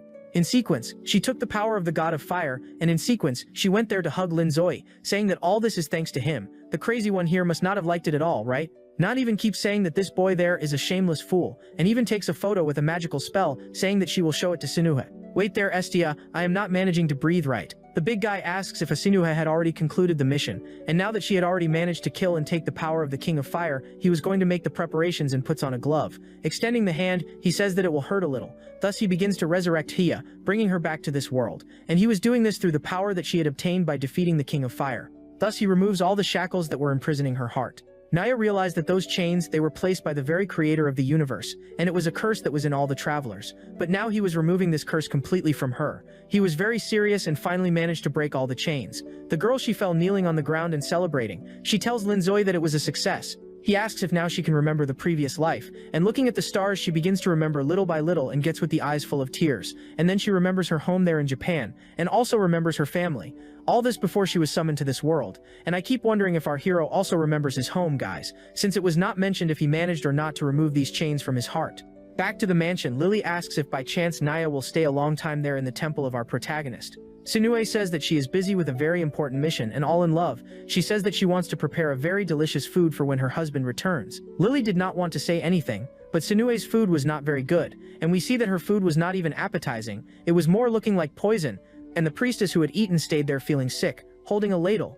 As Sunue hopes that everyone likes her food and still keeps thoughtful if she should add some more seasoning. Then she ended up remembering something, and when she opened the door to get the ingredients, she ended up running into someone. Not someone, she ended up running into airbags, right? Avia already goes right hugging Sunue, saying that it is a pleasure to meet her. She even introduces herself, saying that she is a time traveler and was an old friend of Senturo Linzoi. All proud, Linzoi keeps telling the two to stop with this, then he formally introduces one to the other. He says that Sinua is his wife and that they usually call her Neve near the humans, so that they do not even suspect that she is a goddess. Later, the little blonde keeps saying that she will teach some things to Sinua, and just by looking at this face there of hers we can already imagine what she wants to teach. She even says that it was for Linzo to stay in another room. Thus she ends up holding the girl's hand and says that the gods, they are very naive when it comes to relationships, and even begins to explain how some things work. Little, who is a succubus, she probably knows very well what she is talking about, and even stays there with a little embarrassment. Shaking the dress, she begins to release several mangas, and you know very well what type of mangas these are. And she still says that Sinuhe has a lot to learn, and that the first lesson will not be theoretical but practical. All innocent Sinuhe asks what type of topic will be revealed today. At that moment, Estia ends up clapping, calling for Naya. The girl appears as a volunteer and immediately they bring a luxurious bed for them. All naughty, Hestia ends up thanking for the hard work of the two, and even asks for the mother goddess to lie on the bed. The girl already gets with the cheeks flushed thinking about what she wants to show. And so as not to leave the goddess very embarrassed, she ends up calling Naya anyway and still says that they will first do a practical test. All shy and bringing her little fingers together, she says that she will write down everything, and the shameless Linzoi was already there with nerd glasses and a notebook. He even tells his wife that it would be very good for them to write everything down to learn in the smallest details. The girl, all shy, keeps saying that she does not really know what to write down, and grabbing the glasses she says that even not understanding anything she will give her best, and so the two stay like nerds, writing everything down. Linzoi takes advantage of every moment and even asks how his friend knows so much like that. Noticing her husband's very strong interest, Sinue asks what he found interesting, but he says that he is feeling nostalgic, because it is very good to be with an old friend. At that moment, the little blonde asks if they wrote it down well, and even says that now she will teach another technique. Poor Naya was just there standing serving as a guinea pig, and even makes a somewhat bored face. Ada tells her to pretend that she is finding it cool, and she stays there saying, wow, how incredible this is. And all nerdy, our hero together with his wife write everything down. A little shy, she keeps saying that this type of thing does not seem to be something that is done in front of other people, and Lilith stays there seeing how depraved the humans are. Naya stays there very still looking like a doll, and Lilith questions how they have the courage to do this. Writing everything down, Sinuhe says that it seems to be very interesting. Meanwhile, Lilith keeps saying that she will leave, because she does not tolerate this. The succubus is more Puritan than the other gods. Guys, our hero ends up showing his wife his note saying that they can test this later. The scene changes to the night. At bedtime, Lilith ends up placing herself between the two, saying that she has something very important. But the mother goddess says that she could deliver this report tomorrow very early. But the redhead keeps saying that she needs to deliver the report as fast as possible because it was urgent. All of that was just a little excuse, guys, just to get in the way of the two. However, Hestia ends up appearing there and already goes grabbing the girl, saying that she could not disturb the couple's moment. Thus, she ends up dragging Lilith out of the room. And all shy, Sinue asks her husband what they should do. Lilith keeps making a scene so that they would release her, and she even calls Hestia a shameless nun. I had forgotten that she was the creator of the church, and it is quite strange for her to know that kind of naughty thing. Keeping the door closed, she said that no one could disturb the couple, since the future of the universe depends on the child they generate, and if Lithik agreed not to interfere, she could be released. After opening the cabinet there, she realizes that Sinue only made bad food. She asks where the other ingredients were, but Lithik says that the mother goddess had used them all. Then the girl says that it is impossible to eat this crap. Lithik agrees, saying that there looks inedible. Lore even said that if she just sauteed those tentacles it would be delicious. There was no need to have added poison. Next, she ends up calling the redhead to help her. Lithith asks you if by any chance now the saint was resurrected, and she said not exactly. She explained to the little redhead that she is only alive there because of Linzoi's magic, and the redhead does not understand anything. She says she is only alive thanks to magic, and because of that all her personality, consciousness, and memory were original. She would only be able to return to the real world with her true body when all the gods were defeated, and she can only use her consciousness there because she defeated that god who had killed her. Lithith then asks if her mother goddess will also be eliminated, but the redhead pats her on the head, telling her to stay calm, because Linz truly likes Sinue, he would not harm her. Besides, it would not be necessary to defeat all the gods, eliminating them. It could be done in a non-violent way. And she even mentions that Linzoi, he spent many and many years thinking of a strategy so that this would work. Akubos even asks what strategy that is, but the saint joins her hands and says they should eat first and talk about it later. Thus she had prepared a pasta with tentacles. Lithith does not understand how she manages to cook something that looks so delicious, and with flushed cheeks, she said that her heart is beating even faster, wanting to eat this food. At that moment Naya appears, and she was together with the priestess, and, a little embarrassed, asks if she could also eat. The priestess says that they should not even ask, since the house does not belong to Hestia, and with a smile on her face the little blonde tells them not to worry about that, because there was enough food for all of them, and so they begin to taste the pasta, and they do this at Linzoi's door with Sinue, and they were all there curious to know what was going on. The priestess, she was with her little belly full, and even comments that the people there are very nosy. She wanted to know why they were so interested like that. Naya together with Isaiah explained that this is part of a prophecy. The child of the two would basically be the creator of the entire universe. This is because when the supreme creator disappeared and transformed into several godsrids, his power ended up being corrupted. And Sinuhe, who was the mother goddess, she would give rise to the new creator, and would only do so by having a child with a transmigrator. Naya explains that basically the war between the Eldritch was to decide who would be the father of the child. The little blonde agrees, saying that now that they have uncovered the truth behind the prophecy, more people may arise wanting to be with Sinuhe. The scene goes to the Church of the Pact. That nun, she was praying to the goddess who was the creator of the church. She wanted the goddess to bless there to be more marriages, since fewer people were willing to get married lately. And who appears there is precisely the little blonde, saying that there are few marriages because the rules are becoming very difficult. The guys also demanded a million things in order to get married, right? At that moment the nun, she even falls to the ground and asks if that was really Lady Hestia. She even thinks that her prayer was effective in bringing her there. At that moment the blonde asks that this little girl listen to what she has to say. Meanwhile the hero, he was having a meeting with his superiors. The situation was very serious, because the Salvation Association was losing many members. The guy says that a new time traveler was transmigrated to this world, and this person was eliminating members of the association, and we see that this guy was a redhead, and he was called Kira, and he was already known as the Eliminator. The guy was kind of crazy and he had barely arrived in this world, and he was already eliminating people. The guy admits, saying that before being summoned to this world, he had already eliminated many people. And he says that back on Earth he was being chased by police officers, since he committed many crimes. And while cleaning his blade there, he says that upon being transmigrated to this world, he would face it as if it were a chance to live in paradise. The soldier, he was all injured and still had to keep listening to this nonsense. With an evil look, the transmigrator, he said that he came to this world only to cause terror. But the association soldier, he said that he will not allow that. And at that moment he uses a magic, an extremely powerful burst of fire ends up hitting the transmigrator's chest. Thus the soldier ends up losing his life, using the rest of the little energy he had left. And the time traveler, he simply heals himself and even lets out a laugh.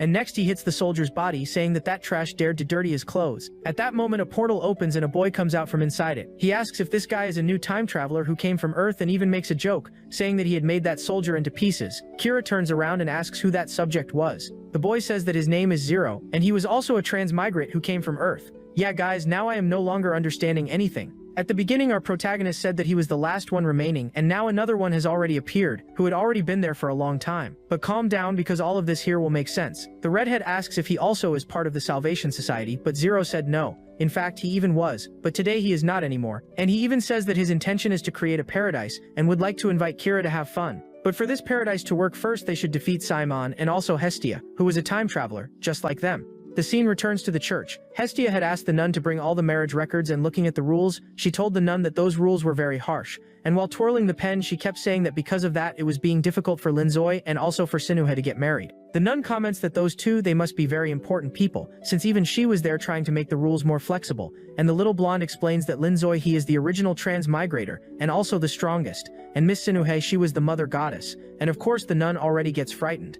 She was thinking that the world was going to end, but the little blonde keeps laughing, telling her to stay calm, and even gives an idea to improve marriages, making things easier and simpler. And giving a smile Hestia, she even has an idea of creating a party hall for the married couples. But the nun, she was dying of fear, thinking that when a goddess and a human get married, there would be a great war. And she even thinks that the Church of the Pact will be to blame for all of this. The scene returns to the mansion. The hero was saying that if by any chance Linzoi was really the true and original Linzoi, he was only there pretending that the world was a game, marrying a goddess. He was even worried, thinking about what goes on in his head. At that moment he ends up knocking on the door, and a tentacle ends up throwing the guy far away. And we see that Sinuhe, she did not manage to reach the final step with our protagonist, and had even trapped everyone with the tentacles. Later he ends up going in to talk with the two of them. Now he was convinced that that was the true Linzoi, and even calls him sir. Our protagonist asks why only now he is believing. He becomes serious, but right after that he kneels and throws himself on the ground asking for forgiveness. But Sinue and she gets jealous and goes there telling the guy to move away from her husband.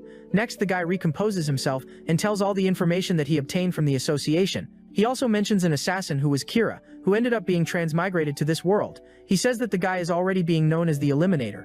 At that moment, our hero stands up saying that he will take a look. His wife pulls him by the clothes and said that she would also like to go there to help him. And with a smile he said that it was alright. The scene goes to near the Forest of Barns and he had opened a portal. After coming out through the portal, Linzoi keeps saying that this must be the place. The girl, she was worried and even felt a frightening aura. As she was the mother goddess, she felt fear of this oppression. And all worried she said that the evil aura that he had left was truly horrifying. But our big boy says that another person must have passed by there, and all curious she asks who this person would be. Using a magic, our hero, he manages to identify who had been there, and said that this person was very dangerous. His magic ends up creating a screen where he was live with that guy he was mentioning. Neve mentions that this guy looks a bit like Linzoi, and the boy welcomes our protagonist, saying that it has been quite a long time since they last saw each other. But Linzoi already ends up punching that screen and still says that he does not have time to reminisce about the old days, and with a sarcastic smile, Zero keeps saying that he also does not plan to spend much time talking. In fact, he just wanted to talk about his paradise activities, and says that his plans were not stopped, and also says that he will not let Linzoi fulfill his wish, which is to take all the time travelers back to Earth. He also says that from now on all transmigrators will be part of his paradise, and also says that he is eager to fight Linzoi again. And before leaving, Zero asks Linzoi not to die until that fight arrives. All worried, Sinue holds her husband's hand and asks what happened between him and that person. She would really like to help, that is why he should tell everything. The boy caresses his wife's cheek and thanks her for the concern. And with a carefree little face he says that she should not think too much about it. He decides to tell, saying that Zero was a transmigrator who ended up in this world together with him. But the guy had a very eccentric way of thinking. He saw this world as if it were a game, and the people who were transmigrated were players just like him, and the evil energy that came from the eldritch gods should be defeated as if it were the final boss. But since they could not defeat the last villain, he believed that none of them were worthy of returning to Earth. Linzoi had created the Salvation Society to be able to help in the battle against the gods, but Zero, he did not agree with that. Because of the ideology of the two, they ended up battling several times, and in all of them Linzoi had defeated Zero. Scratching his head, our protagonist says that it does not matter how many times he defeats this guy. He always appears again, and even says that this has been repeating several times. That is why they end up returning to the mansion and tell Lility that they have a big trip to make. They had said that it was a honeymoon trip, but the girl and she starts doubting it, thinking that it has something to do with what the little blonde hero had said. Then Sinue and she admits, saying that it is to solve a problem, leaving Lilith stunned. According to the mother goddess, she would indeed go on a honeymoon, but she would take advantage of the trip to investigate about the new exterminator. Who is that guy there? Kira. The little redhead lets out a sigh, saying that she hopes the mission goes well, and even gets mad at Linzoi, saying that after they got married, the mother goddess has no time for anything else, and she even points her finger at him, saying that he should have a little more awareness. But Sinue, she keeps saying that it is good for her to know how humans live, because that would give a lot of experience. The redhead does not understand. Then Sinue and she admits, saying that it is being very good to learn more about humans, and she did not want to just observe from afar, she wanted to experience it. Then Lilith, she agrees to take care of the mansion while the couple was on this long trip, but our hero says that this trip will last a short time, because they will return home at night, so they can sleep. Sinue, she says that when it is time to go to the place, they will go on horseback, just like normal humans do. Thus they end up mounting on top of a donkey and head towards the honeymoon, and also to investigate that new transmigrator. In the middle of the way, the girl asks if it will take a long time. Our hero says that it is not close at all, and after taking a map, he shows that they will have to cross several mountains. He also says that it would take more or less 6 months to get there, and that if they went through the magic portal, they would arrive in less than 3 seconds. Looking at the clouds, Sinue, she admits that she would like to live at least a little like humans. He caresses her head, saying that it is all right for them to travel by carriage, and they would only use magic if it were really necessary. Linzoi was holding a flyer and mentioned that this trip was important because it would be their honeymoon. When he handed it to Neve, she immediately began looking through it and was instantly captivated, since it was a travel guide for the city of Binus. Overwhelmed with excitement, she kept saying that she had never tasted human food before. The protagonist stepped closer to her and explained that the pamphlet offered more than just food. He added that it also featured an inn with hot spring baths. The girl grew shy right away, since he was standing a little too close to her. At that moment, Sinui started imagining what they could do in those hot springs, and he casually replied that yes, they could simply relax and bathe in the warm water. Her cheeks flushed as she asked what they would do after that. Naya, who was also riding in the carriage, said she felt embarrassed watching them, since that kind of couple talk wasn't meant for public settings. Still, she admitted that the idea of a honeymoon sounded pretty appealing. Taking advantage of the fact that they would pass through the great forest filled with magical beasts, Naya asked for a small favor. The scene then shifts to the grand metropolis of Binas. The executor was speaking with a doctor, saying that he wanted to be cured of his illness. It is revealed that this doctor was actually an eldritch god, known as Simon. He stated that he would only treat the red-haired man if he were given a worthy reward. Letting out a laugh, the executor said he would provide the payment immediately, since the disease he carried would kill him unless he eliminated the eldritch gods. After arriving in the capital, the girl ended up eating a lot. Nive ate so much that her stomach became noticeably swollen, almost as if she were pregnant. While hugging her husband, she said that human food was truly delicious. Raising his skewer, he asked Nive if the grilled meat really tasted that good. She happily confirmed that it was amazing, which left the vendor delighted. Right after that, he went ahead and grabbed 5 more skewers. And even though Nive had already eaten plenty, she said she still wanted to try even more. She worried about gaining weight, but the guy reassured her that she could eat as much as she wanted. At that moment, a blonde girl arrived, clearly in a bad mood. She was annoyed because her knight didn't want her eating alongside people he considered lower class, and she directed her frustration at Mars. Then she asked the protagonist what the proper way to order food at the stall was. She assumed they were experienced customers, but Nave quickly said she wasn't experienced at all. Even so, Linzoy explained that all she needed to do was sit down and choose something from the menu, since everything there tasted great. So she told her companion, the knight, to sit and eat with her. With a respectful tone, Mars thanked his lady for the invitation. However, he immediately summoned a weapon made of light, warning that if Linzoy had recommended bad food, he would personally make sure to kill him. Yeah, threatening someone over street food is wild. Sanui was shocked and asked if that man had just threatened her husband, but he calmly placed a hand on his wife's shoulder and told her to relax. The blonde girl stood up and told Mars to stop, reminding him that she had already ordered him not to threaten people. She even apologized to the protagonist and introduced herself as Vittoria. She also offered to pay for his meal. After that, she told her knight to sit down and eat peacefully with her without bothering anyone. At that moment, the skewer stall owner was trembling with fear, asking if that knight would beat him up if the young lady didn't like the food, and Mars bluntly replied that yes, if his lady wasn't satisfied, both the seller and the cook would have to deal with him. However, Linzoy reassured Mars to stay calm, saying the food there was genuinely excellent. After finishing the skewers, Linzoy stood up and said it was time for them to leave, since they needed proper rest, especially because the next day was going to be great. After all, he wanted to enjoy the trip to the fullest. Once they arrived at the inn, Sanui asked if they could have a pillow fight. She even said she would invite Lilith and Na to join them. The boy didn't pay much attention and simply said that sounded like a good idea, but she suddenly stood up, pouting angrily, and asked why he was acting so distracted. He then revealed that he had actually been thinking about Vittoria and Mars. With a curious expression, Nave asked if something had happened with them. Scratching his head, he said it seemed like those two weren't truly human, and he even handed a book to his wife so she could take a look. That book turned out to be Vittoria's travel diary. The girl became intrigued and commented that the two girls shared the same name. Linzoy explains that it is because the story comes from a novel written many years ago.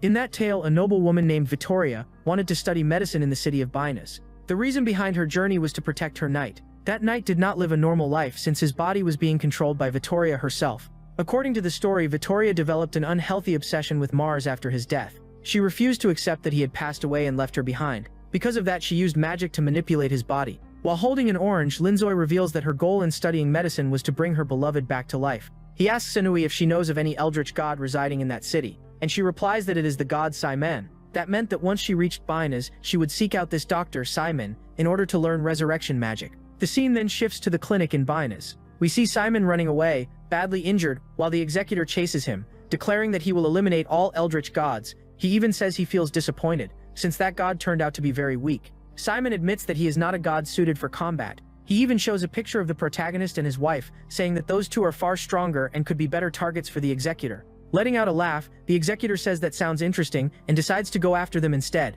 Right after that, he throws his blade to finish off the god. However, the blade collides with a magical portal, and we see that Simon has already recovered and managed to escape. With a sinister laugh, the executor says that this is going to be fun. But in reality, we discover that he has been trapped inside an illusion the entire time. Yeah, bro got put in a side quest he can never finish. Simon had cast an illusion on him, forcing him to endlessly hunt eldritch gods for eternity. A nurse appears and tells Simon to stop fooling around, since they have a new visitor. As he stands up, Simon replies that he is not joking at all. He even tells Mecca, his nurse, that the red-haired boy suffers from a condition where he will die if he does not hunt eldritch gods. That is why he placed him inside the illusion, leaving him trapped there. This explanation leaves the woman looking completely bored. Right after that, he goes to meet the next patient, and along the way he comments that it would actually be convenient if that executor really did kill the other gods. We then see that the one who arrived for treatment is Vittoria. Mars says that he would like Simon to teach his lady the art of medicine. She makes an annoyed expression, saying that Mars always interrupts and tries to speak in her place, even lightly punching him and telling him not to act so arrogantly in front of Simon. The god remarks that it is quite unusual to receive such a beautiful visitor, while glancing at Mars, already sensing something odd. Meanwhile, the scene returns to the inn. He asks his wife if she is ready, and she replies that she is, saying she would never lose to him. The blonde girl and Lilith were also ready. After casting a spell, he declares that he will not hold back since this is going to be a real pillow war. He uses his magic to launch all the pillows at once, hitting Lilith right in the face. With flushed cheeks, she asks the mother goddess to avenge her. At that moment, Simon begins using her tentacles, declaring that she will avenge her friend Lilith. And just like that, she easily restrains the protagonist, since tentacles happen to be his weakness. Yeah, man really has a built-in counter. Meanwhile, inside Dr. Simon's office, Mars is explaining the situation, but he finds it strange that Simon called him alone into the room. In a serious tone, the god tells them not to try hiding anything from him, even questioning why a noble girl would want to learn medical magic from an evil god. At that moment, Mars realizes that he has somehow returned to that same room again. Vittoria admits that she cannot deceive Dr. Simon and proceeds to tell the entire story, explaining that the two of them grew up together but he eventually died. Since he passed away before her, she made sure he would still remain by her side. When she deactivated her magic, Mars's body collapsed onto the floor. He was only alive because she was controlling his body with her magic. However, she wants to truly revive him, and for that reason she asks if Dr. Simon can help her. Simon says that he can assist her, but he requires a reward in return, telling her to think carefully about what she is willing to offer. Meanwhile, he will attend to another patient. The scene then shifts to the great magical forest, where Sunui says that the battle from the previous night was very fun. While stretching, she asks Linzoy if they can now help Naya.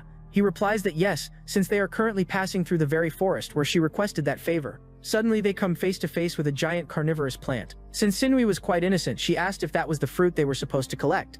But when the creature tried to attack them, she quickly realized that it was definitely not just a fruit. After defeating the monster, Linzoy explained that the fruit they were looking for was called a watermelon.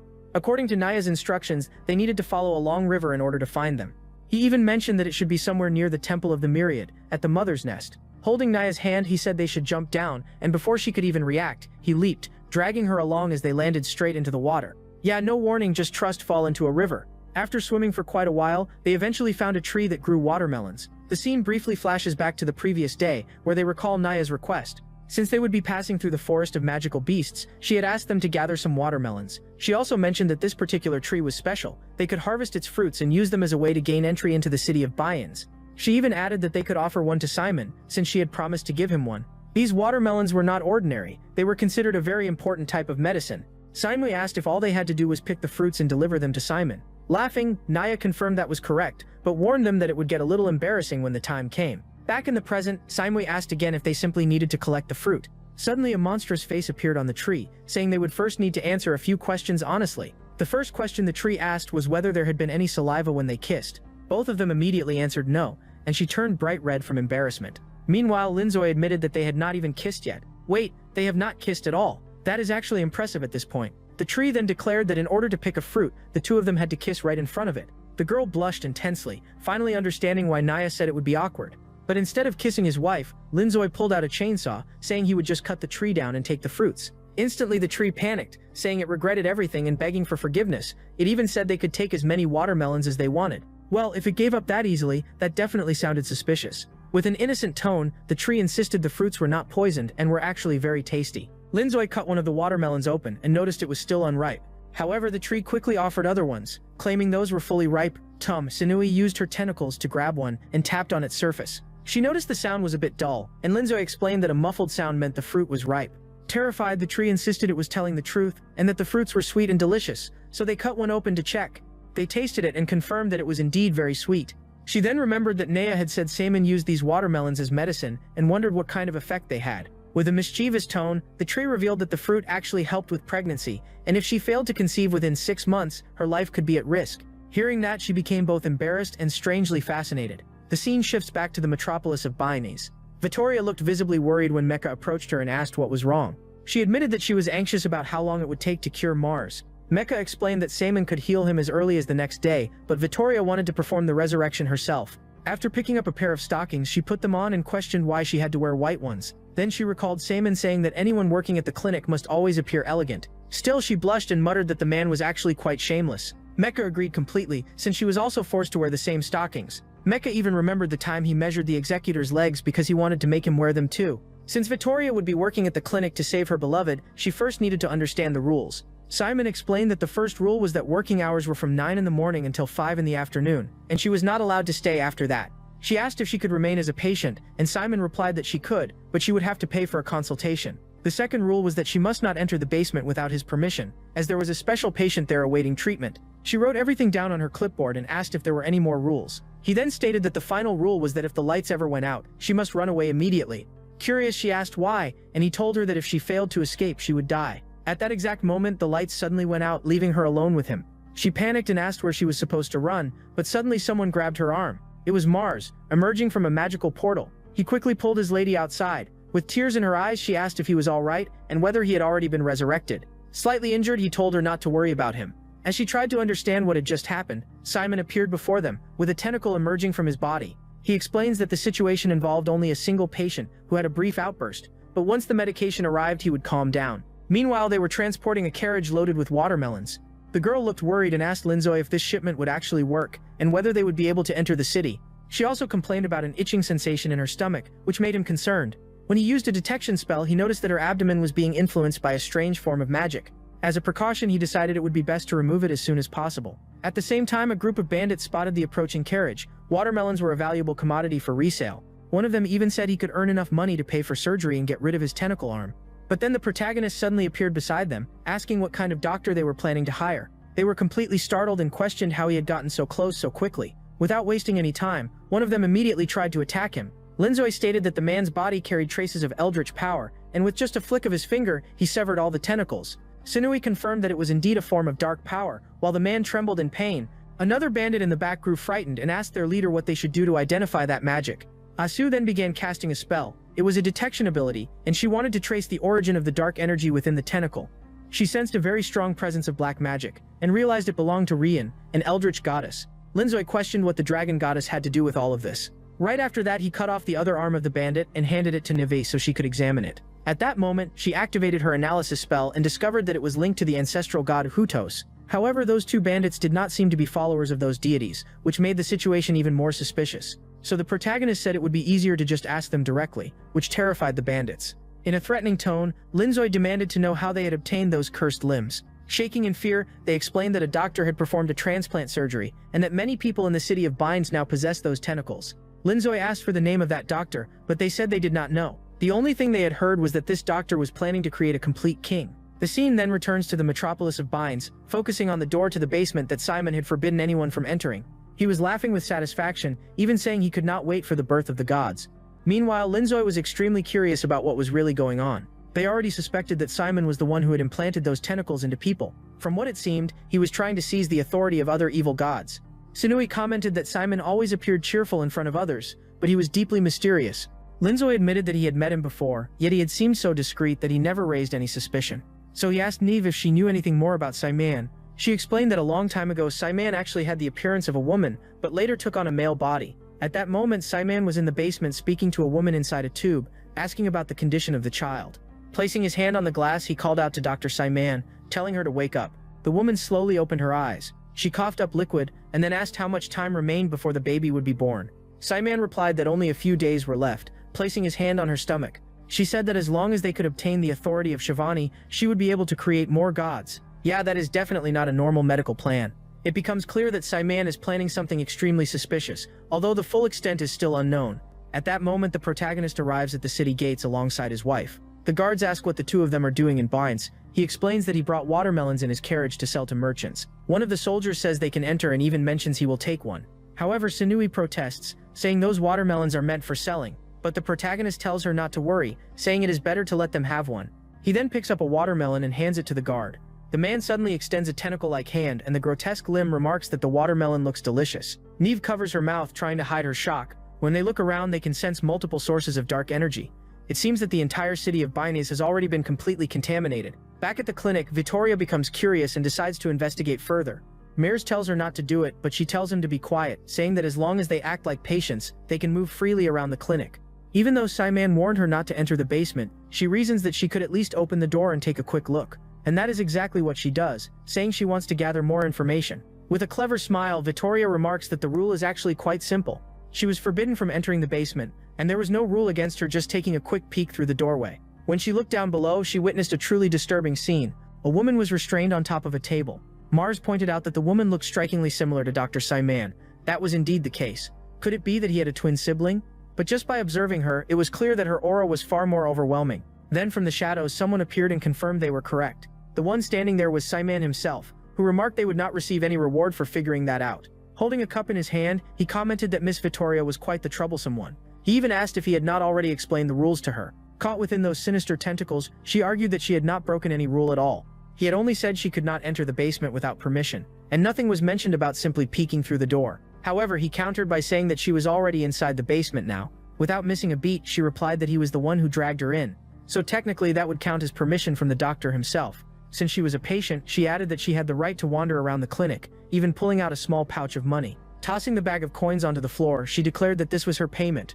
Right after that, she politely asked Dr. Simon to release both her and Mars. At that moment, the woman on the table rose to her feet and told Dr. Simon to let them go. He agreed and even addressed her as Dr. Simon. And just like that, he lowered the two of them back onto the ground. Vittoria looked stunned and asked if that woman was the real Simon. The woman confirmed it and even complimented Vittoria for being so perceptive. Then the blonde girl began explaining her situation regarding Mars. The doctor stated that reviving her companion would be entirely possible. However, that alone was not what the blonde truly desired. She wanted the power to become an eldritch goddess and turn Mars into her familiar. Only then could she remain by his side forever, since they had promised to spend a lifetime together. Not too far from there, the protagonist commented that Binez always gave off the same unsettling vibe. Sinui grew curious and asked what he meant by that. Linzoi explained that the place was essentially a full-blown nest of evil deities. Even so, he reassured his wife Neva not to worry, since Binez had always been prone to dark disasters, and it was not their fault. Knowing that all of this was caused by Simon, Neva asked if they truly intended to deliver those watermelons to him.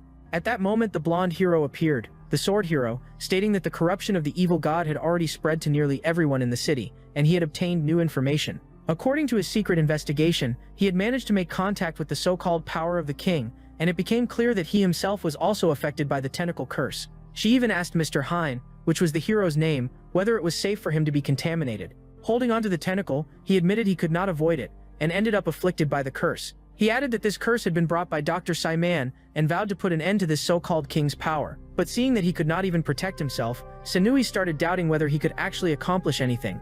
Yeah, confidence level not looking great. The protagonist stated that Simon alone would not have been able to spread the curse so quickly, and likely had assistance from the heavens. However, Rian was still investigating further details, so he could not confirm whether the contamination was solely caused by the malicious Simon.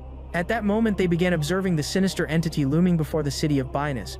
The girl grew frightened and asked what on earth that thing was, and the blonde hero explained that it was the evil force possessing the entire city, and that very power had been placed there by Simon. Linsui then asked his wife if she recognized the creature in the sky, and she said she did, but what shocked her was how such a thing could even be possible. Now intrigued, Linsui urged her to explain immediately. She then revealed that the severity of the situation might go beyond anything they could imagine. At the beginning of this era, after the death of the creator, the first war among the gods took place, though back then, they were not yet eldritch gods. In those early days, the gods were benevolent and fought together against a common enemy. That enemy was the Insane Watcher, a one-eyed monster from the dark side. He was a vengeful creator, the first great eldritch god, Bermoto. The once benevolent gods knew that Bermote would eventually return in an attempt to become the new creator. Thus, all the righteous gods and Bermote clashed in a war that ultimately came to an end. However, the gods paid a heavy price, and those who survived ended up being influenced by Bermote, the dark god. As a result, they transformed into eldritch gods themselves. Some gods lost those most dear to them during the battle against Bermoto, and we see Simon in a female form holding a male body. At that time, Bermote was supposed to have been permanently banished from this world. Sinui says this, but what she never expected was that this creature would return just as it did, and now. In other words, guys, those gods who were fragments of the creator were not evil to begin with. They only turned into malevolent gods and started fighting each other because of Bermoto's influence. Linsoi starts reflecting on this, and then he suddenly leaps forward. He moves closer to that massive eye, saying he is just going to take a quick look. And of course, the girl becomes extremely worried about her husband. As he gets very close to the god Bermoto, Linsoi realizes that it still has not fully recovered. Sinui arrives up there and warns that staying near that monster is incredibly dangerous. So Linsoi ends up summoning a weapon, and immediately starts poking the creature's eye. And just like that, a massive explosion occurs. But Linsoi explains that this was not the real body, just an illusion meant to scare them. That monster was probably using Simon to gain control over the city. At least that is what Linsoi was thinking. Or maybe Simon is actually cooperating with that evil monster, since they would need to gather more power from humans to enter this world. Sinui assumes that Bermote might not be strong enough yet. But one thing was certain, it was obsessed with this world, and all they needed was to find out why. At that moment, Simon appears, saying they could simply ask her for that information. She also mentions that as an evil goddess, she is known as the Lady of the Occult. Placing a hand on her belly, she welcomes Nemve and Lin Soi to the city of Binance. Sinui asks how she returned to her old body and why she is holding her stomach like that. It turns out she is expecting children, and she even invites them to talk at her clinic. Meanwhile, Zero is over in Egypt, or at least somewhere that looks like Egypt. Yeah, this guy really loves dramatic entrances. We already know he is a troublemaker, and his main goal is to eliminate Lin Soi. To make his plan succeed, he is willing to join forces with the most wicked gods in existence, and we see that he has formed an alliance with Baramoto. At that moment, we see that god Utaus running through the desert. Then it begins to transform, until it becomes clear that it is actually a girl. She needs to head to Boines immediately. That is because she wants to meet Sinui, or rather Nive. Remember, she is using that name as a disguise among humans. Meanwhile, back at Simon's clinic, she is serving tea to the two of them. Lin Soi grows curious and tells her to just reveal everything she knows already. She says she can explain, but first she wants to ask a question. First, she wants to know if the two of them have already done that. Sinui immediately understands what that means and lies, saying they have, since they have been married for quite a while. She even pats her husband on the back, telling him to agree. However, he is sweating nervously, knowing that Simon already sees through him. With a laugh, she says that just by looking at his face, it is obvious he is suffering, because it is very hard to fake symptoms in front of a doctor. She even comments that it must be extremely painful for Lin Soi to stay close to Sinui, and even worse, it must be unbearable to remain near two eldritch gods. Yeah, bro is not having a good time.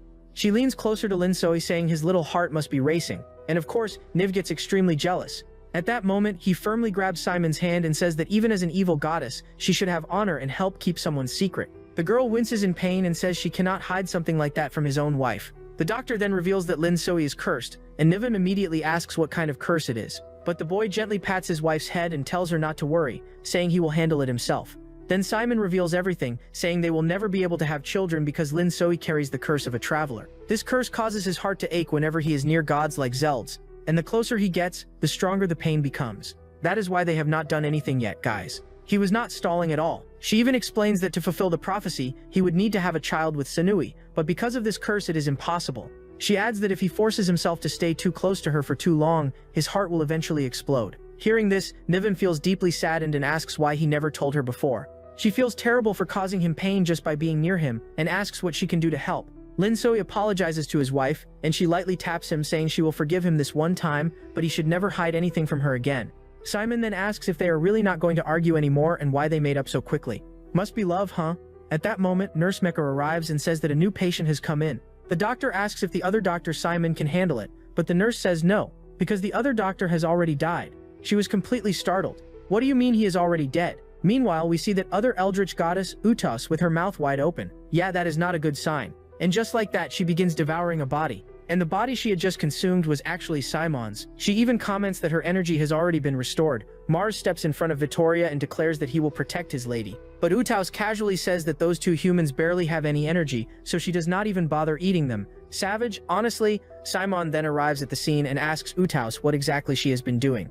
At that moment, Utaus's eyes begin to glow, and she explains that she devoured that other Simon to recover her strength. She even asks for another clone to eat, but Simon grabs her cheeks and instead serves her normal food. After they finish eating, they can talk about the situation she is in, since she first needs to deal with that overly affectionate couple. We see that Neves is deeply in love with our hero, and this leaves Simon feeling extremely embarrassed, since being around such a lovey-dovey couple is just awkward. Only those who have experienced it know how uncomfortable it feels. Everyone there is feeling secondhand embarrassment from the situation. Neva also shows up, saying that they should eat first and talk afterward. She even asks the male Simon to bring her another bowl of soup. The female Simon complains that Naya should not just walk in and treat everyone like her staff. Naya admits that she is no longer an evil goddess. However, she says she can still help resolve the situation, but Simon argues that with Naya's help, things would only get worse. Outside, Vittoria notices that there is a meeting of evil gods happening, and even wants to join, since her wish is to become a goddess as well. The scene then shifts to later. Down in the hospital's underground area,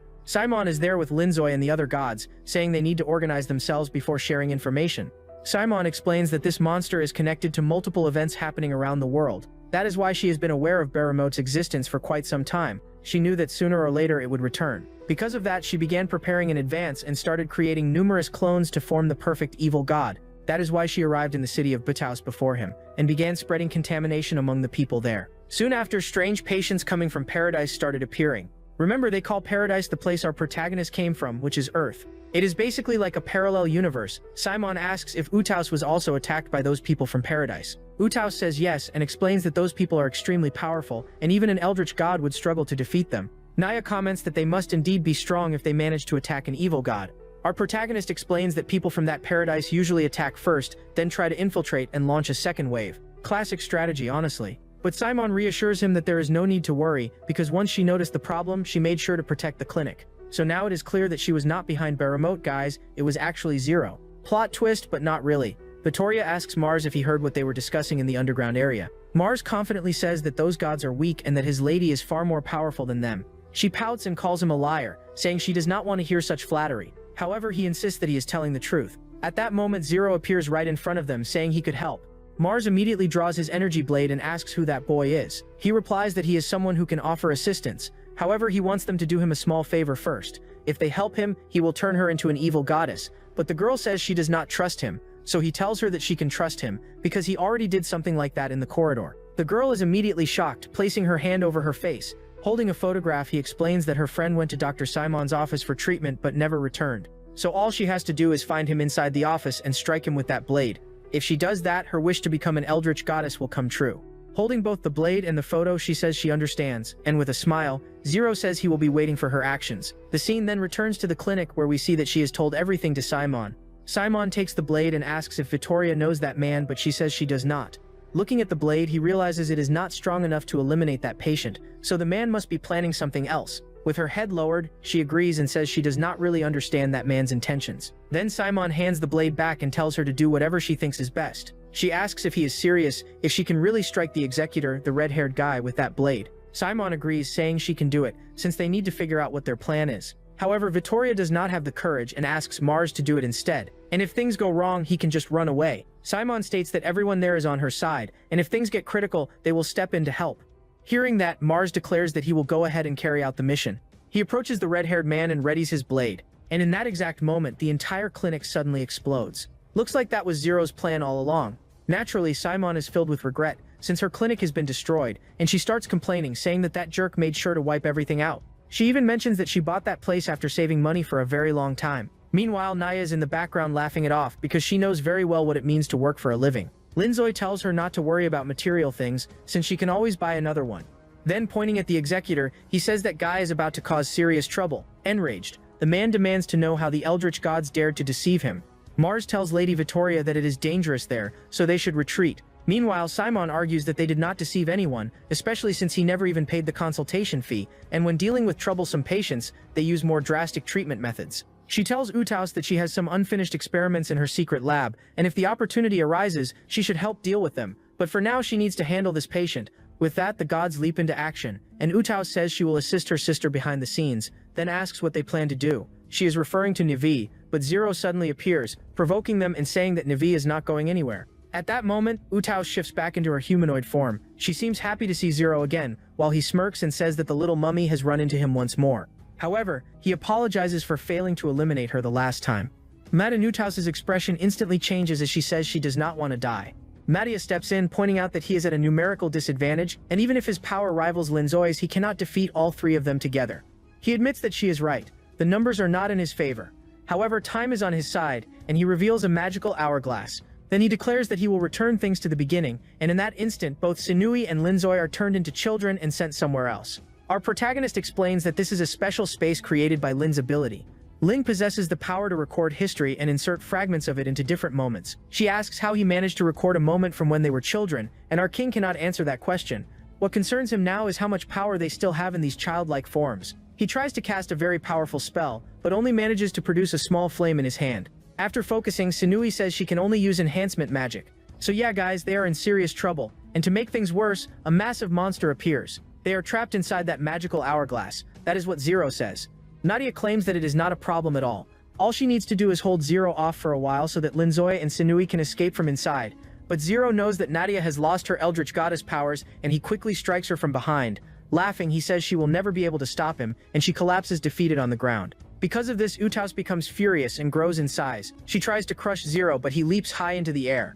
Mars asks Vittoria if they should intervene, but she says they do not have enough strength to help in the fight, and if she makes the wrong choice, she could put both of them in danger. Changing his expression, he says he owes her nothing, and at that moment he declares that she is going to die. He attempts to strike his lady, but she steps back, asking what he is doing. Frightened, she asks who he really is, and he reveals that he is the real Mars. At that moment, Simon emerges from one of the portals. If they fight in the upper part of the city, they will not have to worry about harming civilians. Simon says she does not need the doctor's help to deal with this guy, since she defeated him alone last time. But the executor says he will not fall for the same trick twice, and by opening a portal he summons an ally, and that ally turns out to be Nurse Mecha. Simon asks why the nurse lured her there, and kneeling respectfully she apologizes to the doctor. Simon wonders if it is because of the white stockings she forced her to wear, but the woman says no, and even admits she actually liked them. She simply reveals that she is a member of Paradise. Then she pulls out a massive syringe and charges straight at Simon. Yeah, definitely not a routine checkup. The executor starts licking his blade, while from a distance Hein watches everything and says it is exactly as Lord Yugal had described. The Order of Heroes is there to try to stop the Battle of the Gods. Meanwhile, inside the hourglass, our hero is struggling to survive. He asks Nive whether she can actually use her power, and with confidence she tells Linzoi to leave it to her. With her fist clenched, she activates a strengthening spell and delivers an incredibly powerful strike. That hit is so strong, guys, that it completely destroys the monster. And just like that, it gets blasted far away. Full of pride, she says the problem is solved, and he asks, what kind of enhancement magic is that? She replies that she only boosted her power a little. Clapping his hands, he realizes just how strong his wife truly is. She asks if they are going to leave now, but the boy says there is no need to rush, since they can make use of this place. They are in a location where time does not exist, but Sinui looks completely confused. That means even if they spent 10,000 years here, no time would pass outside. This is also the place where Zero stores the fragments he has collected, so from here they can travel back into the past. Zero comments that Utaus is being overly cautious, but the mummy girl argues that she is fighting carefully because her opponent is very quick at hiding. She is also being careful not to step on people, and with a flame in his hand he says he does not care about innocent lives, but Utaus gets extremely angry and declares that she will not tolerate that. The hero asks Lord Yugal why he has not appeared yet. Inside the hourglass, our protagonist picks up a time machine, and it turns out to be nothing more than a desk. Yeah, totally normal time travel device. Sinui cannot understand how that thing is supposed to send them through time, and he explains that it is simply a device capable of opening spatial portals. By entering the drawer, they can access a time paradox. He even remarks that, as expected, getting there was quite easy. They return to their original forms, and she loses her balance, falling on top of him. But at the last second, the guy manages to catch his wife, and Linzoi definitely came out winning in this situation, guys. Of course, she gets flustered and starts talking quickly to change the subject. She asks how exactly they are going to travel through time and why they would even do it, and he says there is a very reasonable reason for it. He wants to remove the curse from his heart so they can finally have a child together. He explains that he will travel through Nefi's past timeline to discover why the creator split into fragments and turned them into evil gods. Holding her hand, he says that once they uncover the truth and solve this issue, they will be able to live happily ever after. But she becomes sad, saying that the Linzoi from the past would not recognize her, yet he replies that his past self will probably like her, since the present version already does. And if she manages to discover the cause of his curse, they will finally be able to have a child. The girl becomes extremely shy because he said that twice in a row. Laughing, he hugs his wife and says he hopes she can resolve this as soon as possible. Yeah guys, it seems our boy is really looking forward to, well, you already know. Meanwhile, we see Naya badly injured, complaining that this body is far too weak. Someone appears and asks if she has finally woken up. She says that Zero managed to escape with Linzoi and Niven inside the hourglass. When at the same time we see that our dear Niven has arrived in our hero's world. She looks completely human now, without horns, and she is fascinated because this is her husband's timeline. He is still in high school, so she heads over to the school. Disguising herself as a student, she says that she has finally found him. He is sitting there on the rooftop reading a book, while she tries to act as sweet and charming as possible. She calls out to Linzoi, but our guy barely pays her any attention. She smiles at him with an adorable expression, trying to make him fall for her, but the boy simply covers his face with the book, and she gets annoyed, saying he should not ignore her. With a bored tone, he tells her not to bother him because he was sleeping. If you notice, the cover of the book he was reading actually had Sinui on it. She gets irritated. She says this is frustrating, since he does not even know her yet. So the girl decides to try seducing him, and asks if he wants to do something together. When he turns away, she says she will tell him a secret. In truth, she is his future wife. The boy simply stands up from his chair with a bored expression, while she lets out a small laugh. However, another girl suddenly appears, telling Nivet to wait a moment. She says she arrived first, and that Linzoi belongs to her. Wait, what is going on here? Linzoi explains that other girls also claim they will be his future wife, so he is already used to being chased like this. The blonde girl says she has known Linzoi for 5 years, and that he promised she would become his wife. Meanwhile, the black-haired girl says she has known him since childhood, for over 10 years, and that she will definitely be his wife. And it is not just them, guys. There are even more girls claiming they will marry him. The guy even has a fan club, and Nivet realizes that winning his heart is going to be very difficult. The girls tell Nivet she can join the fan club too, since the line is already pretty long. The boy says he is not interested in those girls, and even turns his back on them. He does not like easy women, so he quickly says his goodbye. Not only is he popular, but he has attitude too. However, Nivis suddenly uses her tentacle powers. The guy is shocked and asks what that is, and she says he has no choice but to be with her, whether he wants to or not. The other girls start wondering what those strange tentacles even are. The blonde even starts wondering if she might be dreaming. Meanwhile, Linzoy is in Nivis' past timeline. He places a hand on his head, questioning why his memory feels a bit scrambled. At that moment, a goddess in the distance asks if the boy is feeling sick. He replies that he is fine and thanks Lord Rudin for the concern. She explains that the Council of Gods deliberately invited many humans. To ensure their well-being, she was assigned to supervise them. He says they are almost there, and that this grand event will determine the world's fate for millennia. The girl agrees with him, and at that moment, the past version of Sanui appears, asking Ri if there is still any ham on the ship. And just like that, our hero ends up seeing his wife. With an innocent expression, she asks why that human is there. Meanwhile, back on Earth, the girl goes into our hero's room and starts going through his phone. She is trying to learn about that world and ends up discovering the full truth. But then she stumbles upon hentai videos, and he quickly tells her to stop watching that kind of stuff on his phone, while she insists she was just curious. She notices he is still tied up, and immediately extends her tentacles. After freeing him, she comments that his world feels very restrictive, while he responds that she is the strange one here.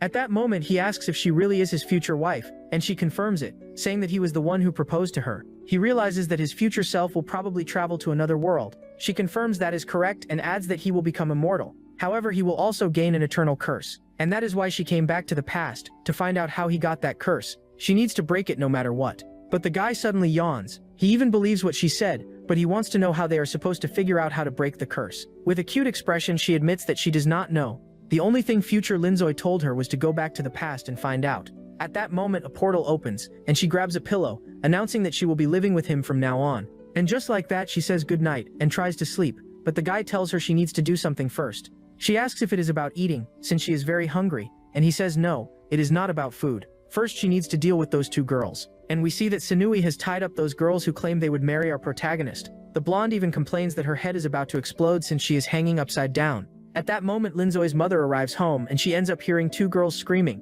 It even sounds like he is doing something very questionable to them. Yeah, this looks terrible out of context. You already know what that implies. His mother is completely shocked. Later, he tries to explain things to his mother and ends up telling a small lie, but his mother becomes happy, saying her son has grown up too fast. No, Mom, it is not what you think, I swear. With a gentle smile, Sanui assures his mother that she will be careful not to get pregnant, and the guy immediately gets annoyed, telling her not to make things worse. After that, once his mother leaves, he sends the two girls outside. He even tells them to keep everything a secret. Meanwhile, in the main timeline, Simon is fighting against her own employee. Mecha admits that her doctor is very powerful, and Simon asks if she truly came from paradise, since she seems like she belongs to this world. Meanwhile, the other Simon is asking for help, because his fight is becoming quite difficult. The doctor even complains that Simon is slowing down her mission, since he keeps asking for assistance. Then the nurse reveals that she is the most devoted follower of the creator, and her goal is to bring the former master back. And since Simon wants to create a new creator, she must be stopped, as that is considered a grave act of blasphemy. The doctor asks if that is really the reason, since it sounds quite foolish. At that moment, the woman begins transforming, and even asks if Dr. Simon likes her beautiful body. She declares that she will use her powers to stop Master Simon and build an ideal world. We are shown this girl's past, where she is inside a church offering a prayer. Her little sister complains that she is hungry, so she gently pats her sister's head and says that once they finish praying, she will buy some bread. But someone suddenly appears there and asks if the two of them are followers of the creator. Mecha says yes and explains that she came to the church to pray. The man removes his hat and says that he also came to pray, but not to the creator, and then he pulls out a weapon. He reveals that he came to pray to the evil god Enro. Simon. Back in the present, we see the woman managing to pierce through the doctor's body. She declares that she has finally completed her mission, which was to take revenge. But in reality, that is not what happened, since both Simons are completely fine. They had trapped Mecha in an illusion, and she ended up striking the executor instead. The doctor asks Simon if he managed to see the visions from her memories. He says yes and explains that the man had killed Mecha's sister and was one of the church's fanatics. Simon even laments, saying that such fanatics end up tarnishing the reputation of the gods, and adds that being an eldritch god is actually quite a sad existence. Meanwhile, Mars declares that only he has the right to become an evil god. Victoria cannot understand why Mars is attacking her, but she realizes that his strikes are meant to kill her. He says she must be wondering why he is disobeying her orders, and according to Mars, that can only mean one thing. In truth, he was never dead. He was merely in a deep slumber. The girl closes her eyes as the attack comes straight at her. However, someone suddenly appears to save her, and it is none other than our boy Hein. With full confidence, he tells the young lady not to worry, because he is a holy knight.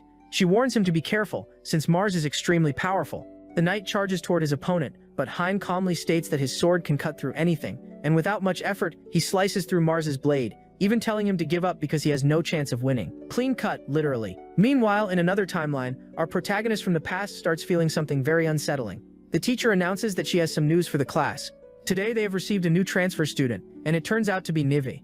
She introduces our dear heroine, saying that her name is Sinui, and the guy almost spits in disbelief, saying, "There is no way she would go this far just to become my classmate." With an adorable smile, she introduces herself as Sinui, and she says she transferred from Japan. She even reveals that she is Linzoi's fiancé, leaving the guy completely shaken. His classmates start complaining, asking why all the beautiful girls are connected to him. One of them even says he is insanely jealous of Linzoi, and plans to beat him up after school. However, Sinui steps in and asks how he dares to threaten her fiancé. The teacher, trying to smooth things over, says that Sinui can sit next to her fiancé since there is an empty desk, and she realizes this is the perfect chance to stay close to the one she loves. The boy asks if this eldritch goddess has no sense of shame, and she replies that she does not, even saying that he has to go out with her during lunch break, but he refuses, saying there is no need, since he has to study and cannot waste time on this whole time travel nonsense. But she insists that she will use the break to go buy a swimsuit for swimming lessons. With a suspicious look, he asks if she wants his help choosing the swimsuit. She says yes and even asks with curiosity if he would not like that, telling him to imagine her trying on outfits in front of him, and the shameless guy instantly blushes, saying he definitely wants to go with her. The teacher tells Linzoi to be quiet since he is speaking too loudly, and even asks what he was talking about, and he quickly plays it off, saying it was nothing. After that, they head to the bus stop, and he complains that it is way too hot. That is because the other girls came along and are clinging to him non-stop. The black-haired girl says they cannot let Linzoi go out with that new girl because she will make him fall in love. With a tired expression, our protagonist says those girls are way too clingy. Pointing at him, they declare that they will not allow him to be alone with that girl because she is dangerous. They even start imagining that after buying the swimsuit, he will be taken somewhere a bit more heated. Yeah, their imagination is working overtime. They keep saying that Linzoi is going to fall under her spell. With a mischievous smile, she says that she and Linzoi have already gone much further than that, but the blonde refuses to believe it and says she will beat the newcomer by picking the best swimsuit.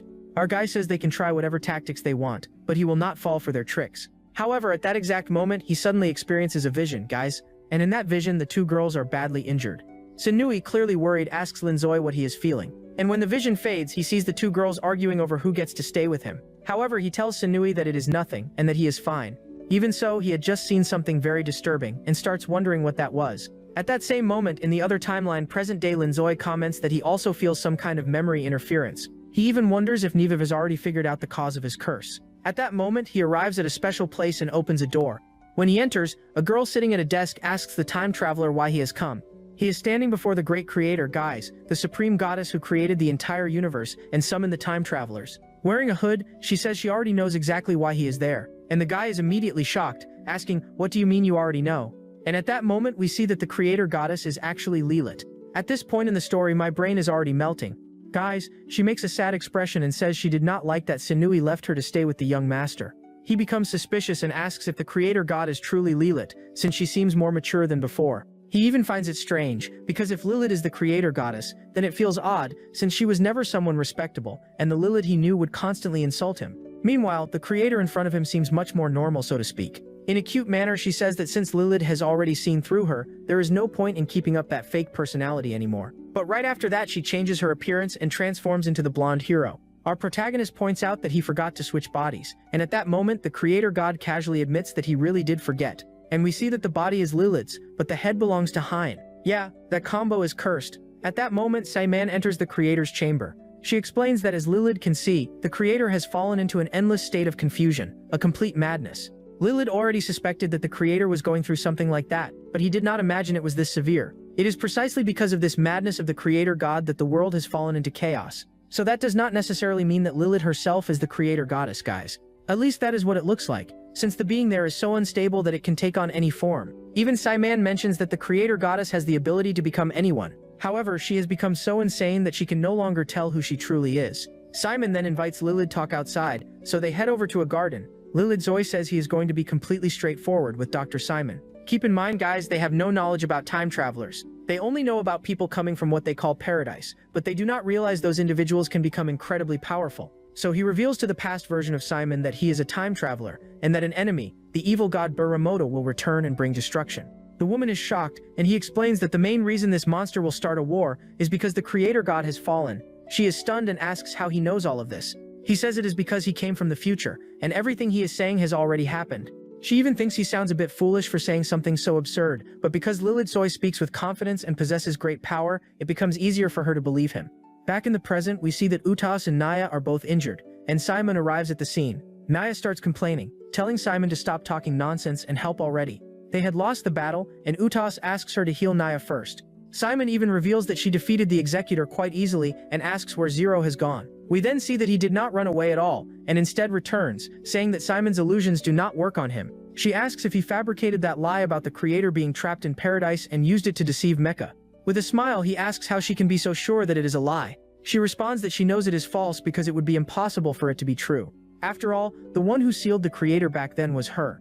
Back at the pool shop on Earth, we see the blonde trying on swimsuits, but our protagonist gives her a score of 6. The black-haired girl tries on a more alluring swimsuit, but our hero says it looks too forced and gives her a score of 5.5. Savage judge. Then Nivis shows up, saying that the swimming class will happen soon, and that she would like his help. With a charming expression, she says she does not only want help choosing the outfit, but also wants him to teach her how to swim. Adjusting her hair, she asks if he likes the swimsuit she is wearing. The shameless guy starts sweating and gives her a perfect 10, saying she looks amazing.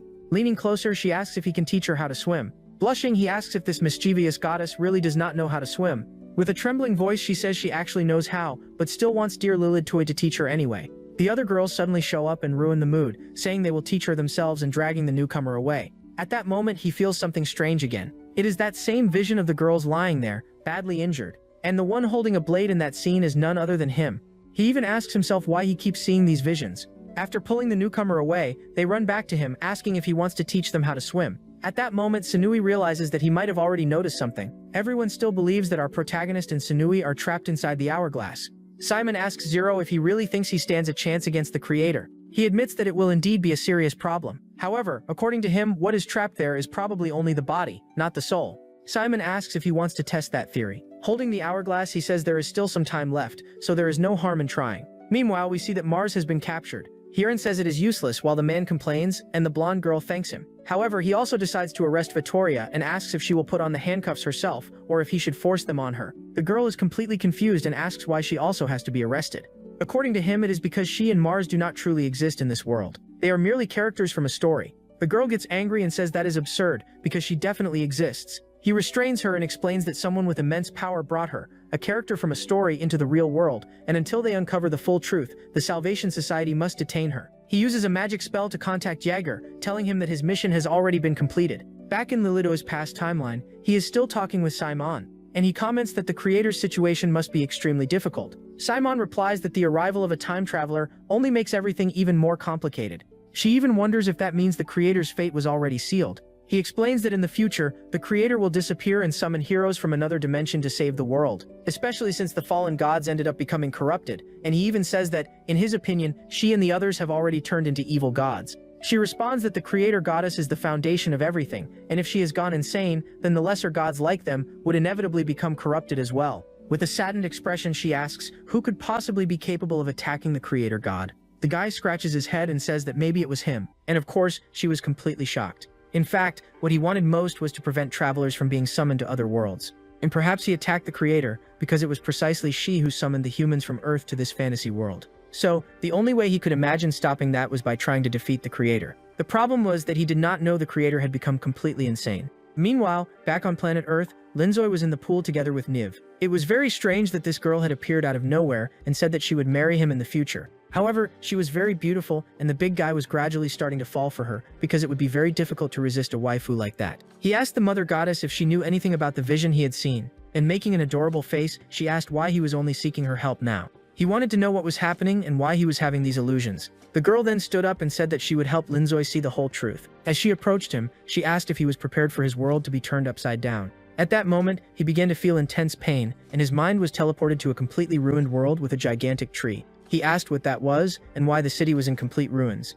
Senui then revealed that in 3 days this world would enter a global apocalypse. She pointed at that tree and said that it was an extremely supreme evil god that had destroyed all of humanity. And she even said that in the future he would become a time traveler to stop that evil god. She said that she came from that future, where he would marry her, and the reason she had returned to the past was to discover who had cast the curse on him, because they could only save the world if they had a child. But because he was cursed, he could not get close to her. And she also said that she could not wait to send him back to his true home, so that they could live a happy life together. After that, Sinui stopped that illusion magic. They returned to the pool. Still somewhat doubtful, Linzoy asked if it was true that the world would end in 3 days. At that moment, those two girls who were in love with him appeared and even said that that white-haired brat was hugging Linzoy. Meanwhile, in the timeline of our protagonist, the true timeline, he felt as if the memories from Sinui's other timeline were collapsing. He also remembered his friend, that blonde saint girl, saying that he would need to find a way to bring all of them back home. He needed to uncover the mystery of who had placed that curse on his heart, the one that prevented him from getting close to the gods. So he told Sayman that he had an idea for solving the whole problem. But for that he would need Niv help. The truth is that Niv still did not really know him yet, guys. So they ended up going down to the lower deck of the ship. Niv was eating a delicious meal. Sayman said that she needed to introduce someone to her, and full of curiosity, Niv asked who it was. At that instant, Linzoy appeared and introduced himself to the mother goddess Nive. Sinui asked who he was. Then she remembered that she had already seen him the previous day when he was near the ship. But the big guy said that he had known the goddess for much longer than just since yesterday. As he approached her, he said that he was a time traveler and that he had come from the future. In a very respectful manner, he said that he was married to the mother goddess, Sinui. She could not understand anything. And feeling extremely embarrassed, she put her hand over her mouth and asked, "Were we really married?" And even scratched his head and said that it was probably true, that he was not lying. Then he revealed that he wanted Niv's help with something, and with a confused expression, the girl said that she did not understand anything. And with a smile he said that she did not need to worry, because he would explain everything properly. After he talked to her, the girl would end up forgetting everything because he would return to his own timeline. He explained everything, guys, saying that he had been sent to this world, that he came from Earth, that he had a curse, that he could not get close to her, and everything else. Meanwhile, in Sinui's timeline, where she had traveled back to the past on planet Earth, she was also trying to convince Linzoy to discover the reason behind that curse. She asked if he had really believed her, because he seemed very calm about the whole situation. At that moment, he offered her a cute little can of soda. She thanked him, saying that he was very kind. At that moment, he asked whether there was no other way to save her world. But the girl said that unfortunately the apocalypse was unavoidable. The author was really inspired on this day, huh guys? She hugged the big guy, and he became very shy, and she said that the only way they could save the world was by having a child. And while whispering in Linzoy's ear, she said that this was the only reason she had come to Earth. Yeah, it looks like this boy is going to get lucky, huh guys? Meanwhile, back in Linzoy's dimension, they were preparing for a surgery. Simon put on the gloves and picked up a scalpel, and then she asked Linzoy if he was sure that this plan would work. He said yes, and even mentioned that Nive would be handling the anesthesia. And we see that she was holding a giant gun, giving a thumbs up. He said that the equipment was primitive, but that anesthesia would do the job. What they had done, guys, was chain up the mother goddess, and she remained there begging for help.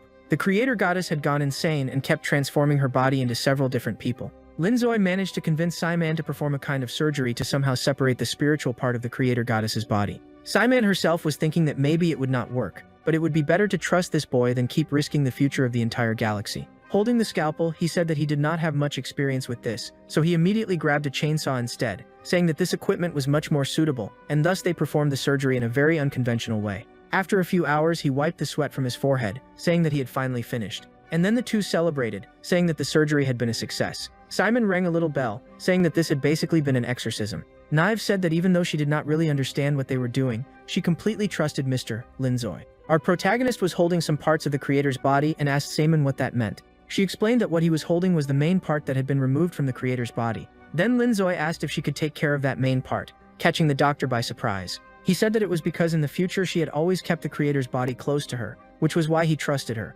Of course, the girl felt somewhat awkward, since taking care of the creator's body would be a huge responsibility. But at that moment, the dragon goddess arrived there, catching them by surprise. They immediately did not know how to react. And then the dragon goddess saw Mother Creator lying on the stretcher covered in blood. She told Rui Jin that she could explain everything that was happening. But of course, the dragon goddess became extremely furious, and said that there was nothing she could explain. And she even accused the group of trying to eliminate the creator goddess. She then stretched out her hand and said that they should pay 500,000 gold coins so that she could forget all about it.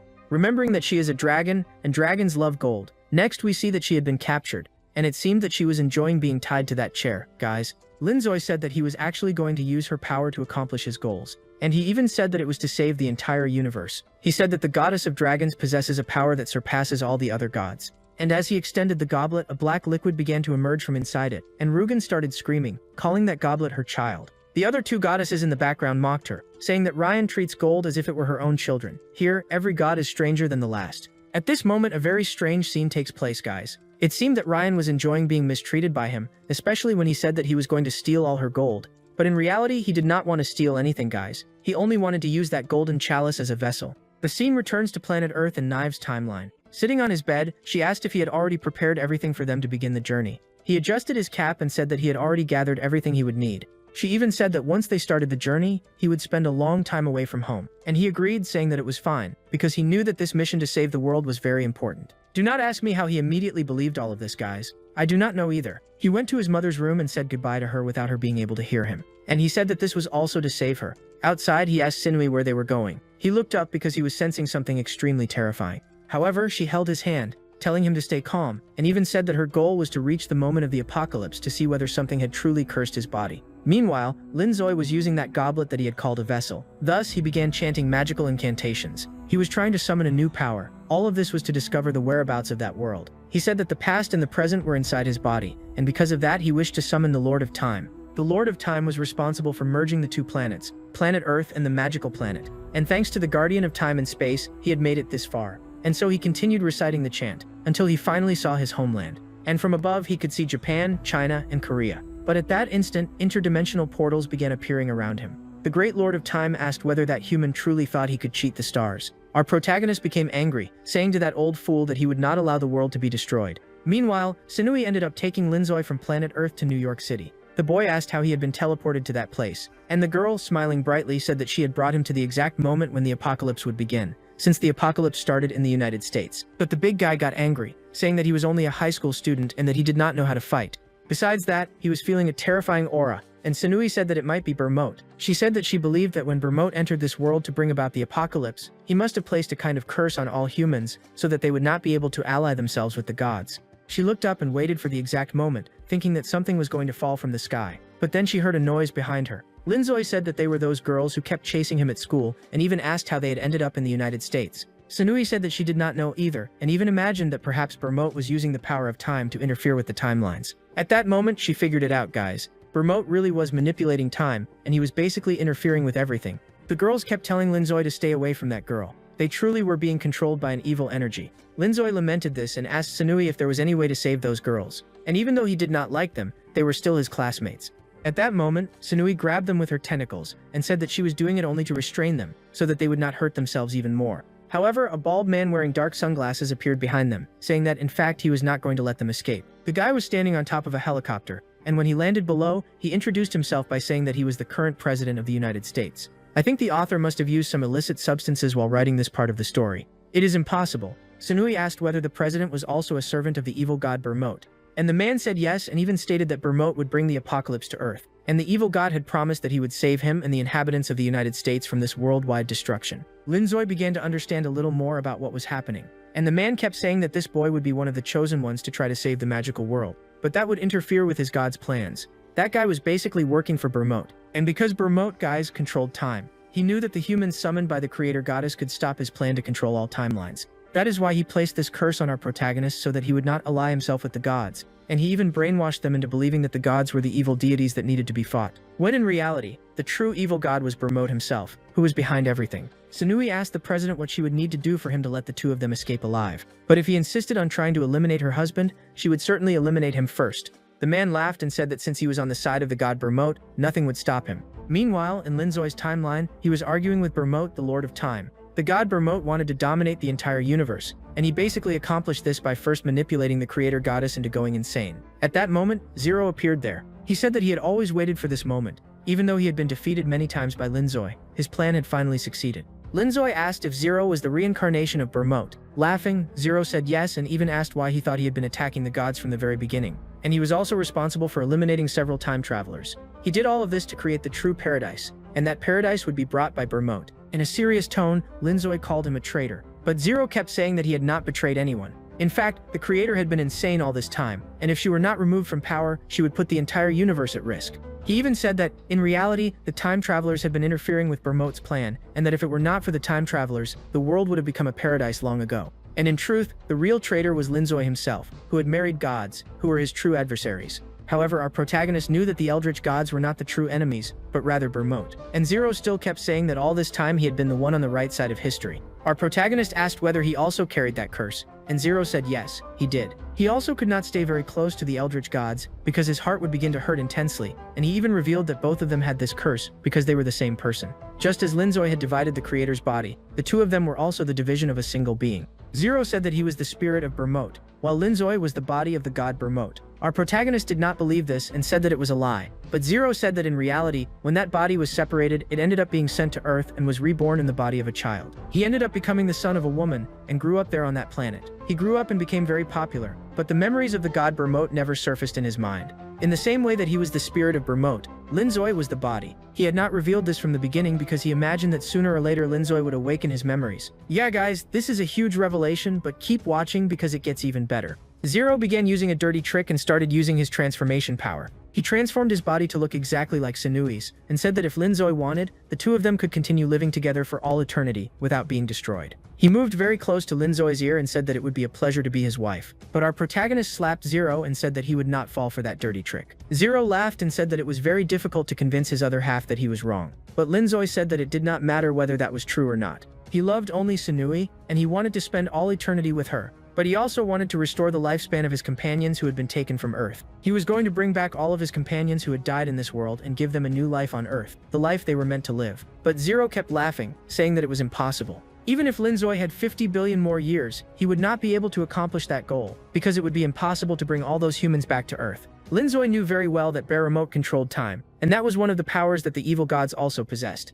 However, this place that he had created using the dragon goddess's goblet was basically a power strong enough to oppose the god Berremote. At that moment, our protagonist held a book and said that he was one step ahead of Zero. These books contained records of time. It was practically an infinite library of books. Zero laughed and asked what that had to do with anything. He had already checked all the timelines, and the chance of Linzoi successfully restoring all humans back to Earth was practically zero. However, Linzoi began flipping through that book. Zero asked what kind of time record he was searching for in that notebook. After turning the pages for quite a while, he said that if the past had been rewritten, there should be some record of it in those books. Then he found a page containing a photograph of himself with his wife. Zero asked, "What does that have to do with anything?" He did not understand at all. Linzoi said that this was the photograph that showed his marriage certificate with his beloved wife. Because he was married to an eldritch goddess, he allowed her evil power to corrupt his body. Thus, he had practically become immune to the corruption of the god Bermote, who was also an evil god. He even said that he knew very well that Zero could be working with Bermote and would try to rewrite his memories. However, he had already prepared himself and created a time chamber using Hilden's power of gold, who was that dragon goddess.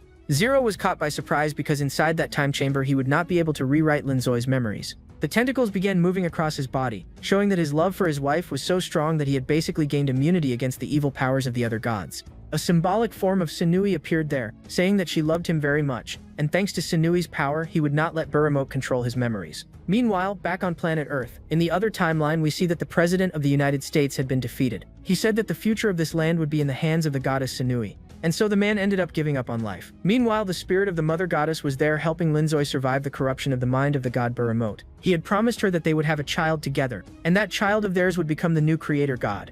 The girl was surprised because the corruption from her power really was helping him. He even said that he had discovered the reason for that corruption inside his heart. Basically, it was protection against the god Berremote. Meanwhile, in the other timeline, those two girls were freed from the curse of the evil god. Sunui said that now that her husband was safe, she would return. And she also said that she had found both the reason and the cause of the curse in his heart. Basically, guys, for those who did not understand, it was Berremote who placed this curse in the hearts of the temple travelers so that they would not get close to the eldritch goddesses. However, that curse was the reason he fell in love with Sunui. That is why he said that this curse was what had been protecting him against the god Berremote. He was basically making a pun here just to mock the evil god. Because he was inside that time chamber, Zero would not be able to control time with his little hourglass. But the evil boy kept saying that he highly doubted that this small chamber could stop his powers. However, when he tried to use his spells, he realized that they were not working. Linzoi truly was tearing apart all the timelines that the god Berremote had destroyed. And he also said that he would not allow Zero to dominate the universe. Laughing, Zero said that this was not enough to defeat him, much less to defeat the god Berremote. Thus, he ended up using his hourglass, which has the power to turn back time. He was basically trying to make our protagonist return to being a little child, just as he had done before. However, something ended up grabbing his leg. It was Linzoi himself, saying that he would not let him escape from the time chamber. The book ended up closing, and at that moment Zero realized that he had been teleported somewhere else. This was the Temple of Myriads, the place that Linzoi himself had written into existence. This space had been created by him, which is why his power inside it was practically infinite. At that instant, he snapped his fingers, and the spirits of all his fellow travelers from Earth appeared in that place. Zero realized that Linzoi had already devised this plan a long time ago. Since Berremote always kept resurrecting Zero because our protagonist always defeated him, our hero discovered that the only way to defeat him was to imprison him inside the Book of Time. The magic of turning back time would not work in that place. The spirits began thanking Linzoi, saying that he was very close to making their souls return to Earth. Laughing, Zero said that he had to admit that Linzoi's plan had been very well orchestrated. And with a mad laugh, he said that Linzoi was very arrogant for thinking that he was the smartest of all. Trying to defeat him in a place where neither time nor space existed really was an excellent strategy, but it still was not enough, because time outside, beyond that book, was still continuing to flow. Our protagonist asked whether he was sure about that, since he was not alone. And at that moment, Sinui appeared again, saying that she would always be by his side. Linzoi became angry and asked how she had gotten there. Niv said that it was because they were husband and wife, and it was natural for a couple to face hardships together. Sitting on his lap, she said that she could not wait until the time came for them to have a child together, and thus create the creator god. Holding his wife in his arms, he said that he would leave that place as a prison for Zero, and as soon as they got married, they would save everyone. The scene shifts to another timeline, guys. A third timeline. Someone was writing a story, and in that story was exactly everything that was happening. And she said that, in fact, Linzoi ended up kissing his wife with great passion. The one writing that story was Sinui herself. Lilith asked the Divine Mother Goddess if she was writing that story that she had been creating for such a long time. She even said that the story was kind of silly, but Niv became extremely furious because Lilith was saying that her story was not good. She told Lilith to take it seriously, because Linzoi was having a fierce battle against Berremote at that very moment. At that instant, Sinui said that she was going back to her room, and we see that she was holding that exact same book that Linzoi had been holding. She said that after that day, the world forgot Linzoi, and viewed him as if he were a character from a book. But she did not forget. No one remembered Linzoi fighting against Berremote. In the eyes of other people, the time travelers were merely a children's story, but she knew very well that all of it was real. Yeah guys, if you did not understand anything here, do not worry, because I will explain it. In another timeline, it is understood that Sinui was writing the entire course of the story, not Berremote. But from what I was able to understand, that timeline is basically an extra timeline, a bonus timeline. Meanwhile, Linzoi was still there fighting against Zero. Zero said that he would not give up, and thanks to Berremote's power, he would be able to defeat Linzoi even inside the Book of Time. But our protagonist said that he had been prepared for this moment, and at that instant, a spiritual being wearing armor appeared behind Linzoi. Sinui said that she would help him with her power, and said that she would help Zero discover his past so that he would stop working for the god Berremote, and realize that he was on the evil side. Our protagonist asked what that was, and she said that it was a memory sphere that contained the emotional records that a person had experienced. Zero asked whether the mother goddess had really managed to use such a power, and Linzoi said that he should not underestimate his wife. Thus, Sinui threw that sphere into the air, and at that moment, that sphere emerged from inside the book of that other Sinui who was writing. Upon catching that sphere, the Sinui from that third timeline said that she had an idea, and that she was going to start writing. She began writing a different past for Zero, and this started to interfere inside the book. And at that moment, Zero was teleported to his past back on Earth. He opened the door to his room, saying that this was merely one of Sinui's hallucinations, created when she threw that sphere into the air. And when he opened the door, he ended up seeing his father and his mother. The boy's mother called him Ling, calling him over for lunch. She even said that she had made the boy's favorite meal, and he stood there thinking that these illusions were rather strange. His father was, as always, reading the newspaper, while his mother said that she had made steamed meat. As he prepared to sit down, he kept telling Sinui, the mother goddess, to stop these hypnosis tricks. However, the smell was delicious, and when he tasted a spoonful, he realized that the flavor really was the same as the food his mother used to make. Ling's father kept making jokes about the food. Then the boy's mother hit his father. After that, she kept asking whether they did not like her cooking, and even said that she put a lot of effort into making tasty meals. He realized that his mother was truly acting exactly the way she always did. It was strange for the hallucinations to be so perfect. He ended up standing up, and his mother asked what he would like to eat the next day. He said that he wanted pork, and he even asked the supposed hypnosis clones of his parents what his favorite game was. His father answered that it was Dragon Quest, and as he kept asking questions to his parents, they kept getting every answer right. At that moment, he realized that it was not a hallucination. These were his real parents. The boy's father even accidentally let it slip that he had been saving money to buy a new game for his son, and the mother went over and took the money from his wallet. After that, she gently patted her son and called him to help her wash the dishes. And so he began reliving the memories of his past, exactly the wonderful life he had on Earth. He even played video games with his father, and at that moment he realized that his life here on Earth had been very good, and he wished that his life could continue like that for all eternity. He even gave a satisfied smile, remembering the good moments he had experienced. However, he managed to return to the book. He realized that those memories were real, and were not merely hallucinations. At that moment, another Zero appeared. This Zero was saying that the time travelers truly believed that after defeating the Demon King, they would be able to return home. He even asked the other Zero whether he had enjoyed that vision he had of Earth and whether he had liked it. That meant that this Zero was a traitor. The boy began saying that no, he was not a traitor. However, this other Zero who had mysteriously appeared pointed his hand forward and began using a power, die, and thus he began casting a spell. However, great chains appeared, telling them to stop. It was Sinui's power, and thus he was chained up. That was the true body of Baramote. Linzoi said that he was not going to stand by and watch Baramote alter the memories of his dear friend Ling once again. It was confirmed, guys. Zero was not actually evil. He had simply been cursed with the spirit of the Demon King.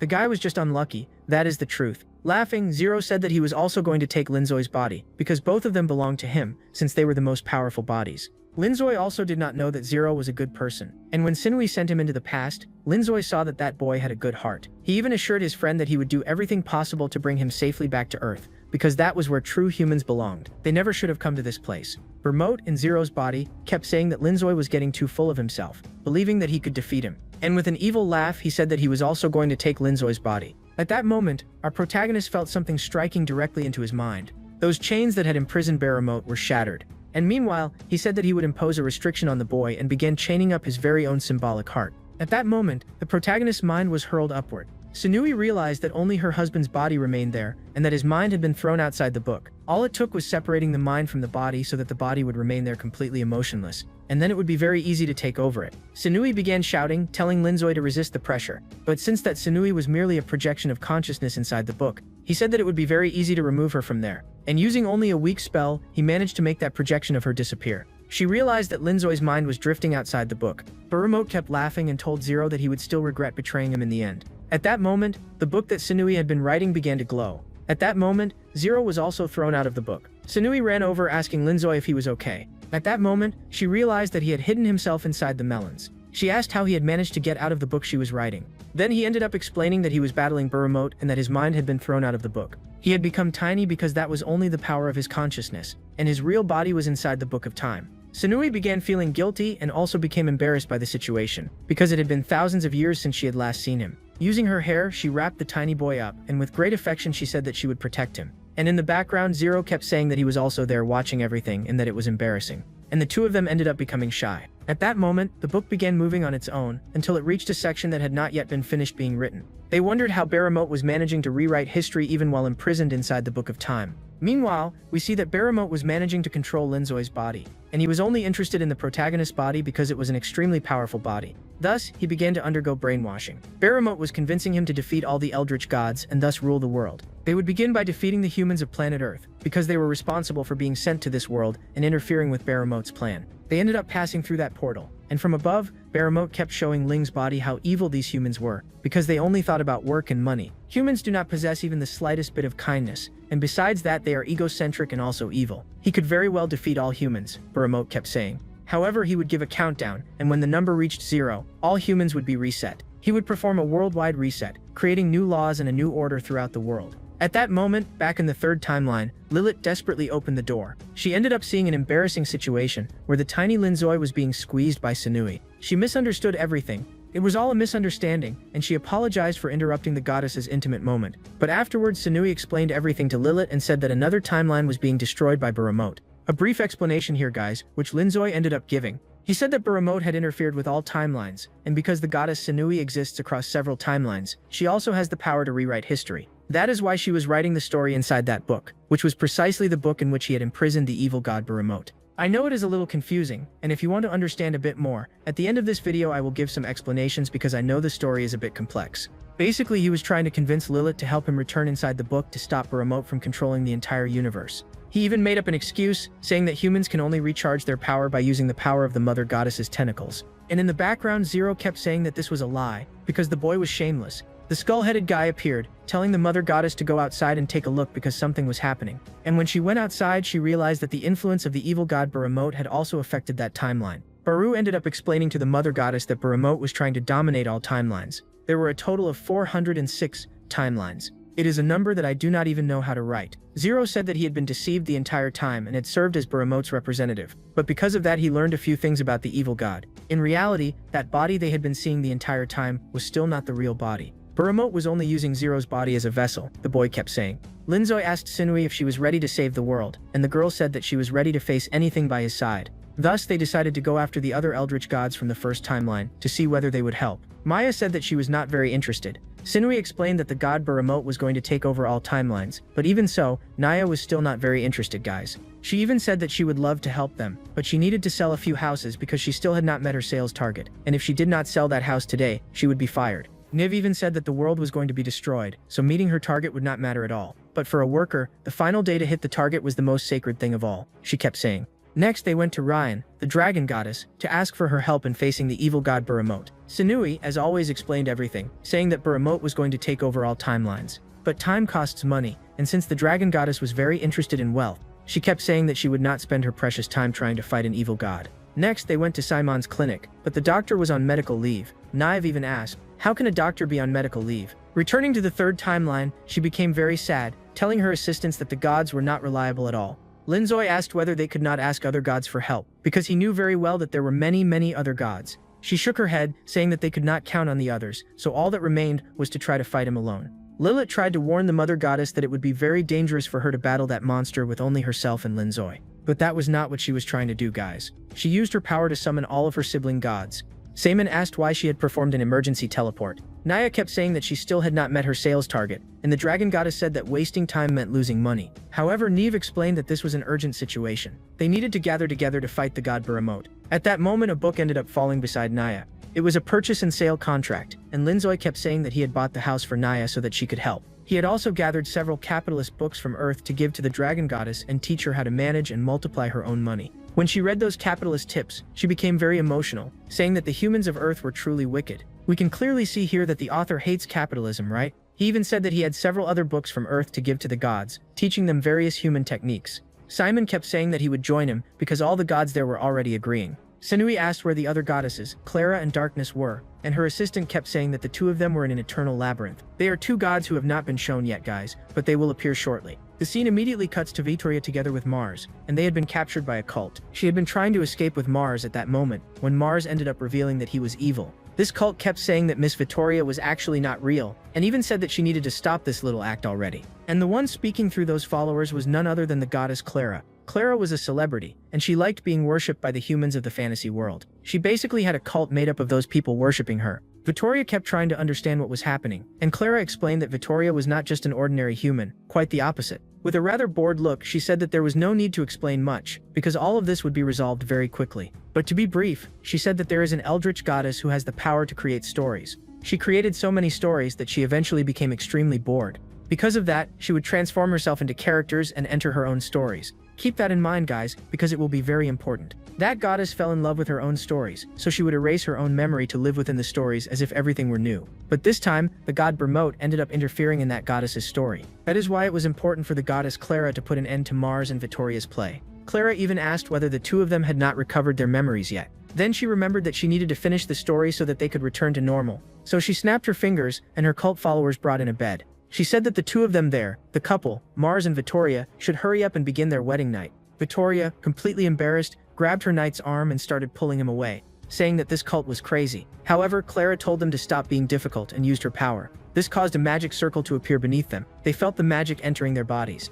And at that moment, she was possessed by the power of love, and immediately grabbed the hands of her beloved. She said that she had always loved him and had always wished to spend the rest of eternity together with him. Mars ended up taking Vittoria into his arms and carrying her to the bed. They closed the curtains, and inside, you know very well what happened. Clara explained that these two were actually the goddess Darkness herself, who had intentionally erased her own memory in order to live the lives of those two characters she herself had written. She even became a little embarrassed, asking whether they had already done that in there. At that instant, a huge explosion occurred on top of the bed. The goddess Darkness finally returned to normal, recovering all of her consciousness. And we can see that she was truly very beautiful, guys. Darkness ran over and pinched Clara's cheeks, asking why she had dared to end her story. Meanwhile, the eldritch gods were battling in an attempt to enter the book and stop Bahamut. The goddess, who looked like a mummy, began punching that protective barrier, and Simon used his dragon technique, but nothing could break that barrier. Inside, Bahamut was saying that he would wait a little longer before completing his global domination. He was trying to manipulate Linzoi, telling the boy that those evil gods were the entire cause of the world's destruction. Since Linzoi's body was without its mind,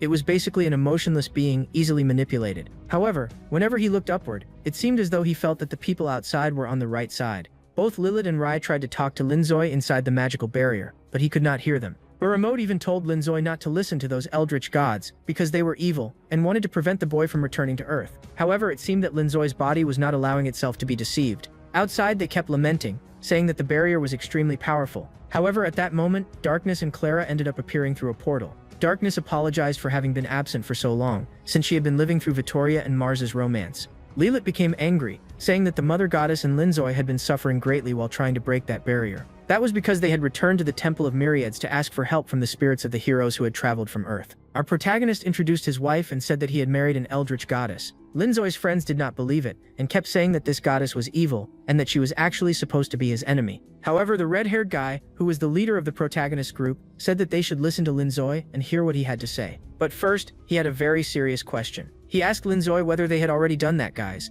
and he is not suggestive at all, right? Upon hearing that, poor Sanui became extremely embarrassed and even squeezed Linzoi there among the melons. That shameless blonde girl kept saying that she would teach Sanui how that should be done. But Hein from the past, the blonde guy, slapped his friend and told her to stop being so shameless. Rias, being Linzoi's best friend, said that he trusted the boy and would listen to everything he had to say. Then our protagonist explained that the Earth they had wanted to return to had already been destroyed by Burremote, and they were shocked. However, they could use Sanui's power to go back in time and restore Earth, but that would only be possible if they destroyed Burremote. Haynes kept saying that if Earth had been destroyed, then they needed to unite in order to defeat Burremote. At that moment, Sanui began using her power to gather all the spirits. If she could cast a large enough spell, she could teleport everyone inside the magical book. Meanwhile, Darkness was using her feline power. She said that she would break that barrier with her most powerful attack, and with Clara supporting her, she began singing magical songs. However, nothing worked, guys. It seemed that that barrier was truly indestructible. Darkness was even startled, saying that it was the most durable thing she had ever tried to destroy.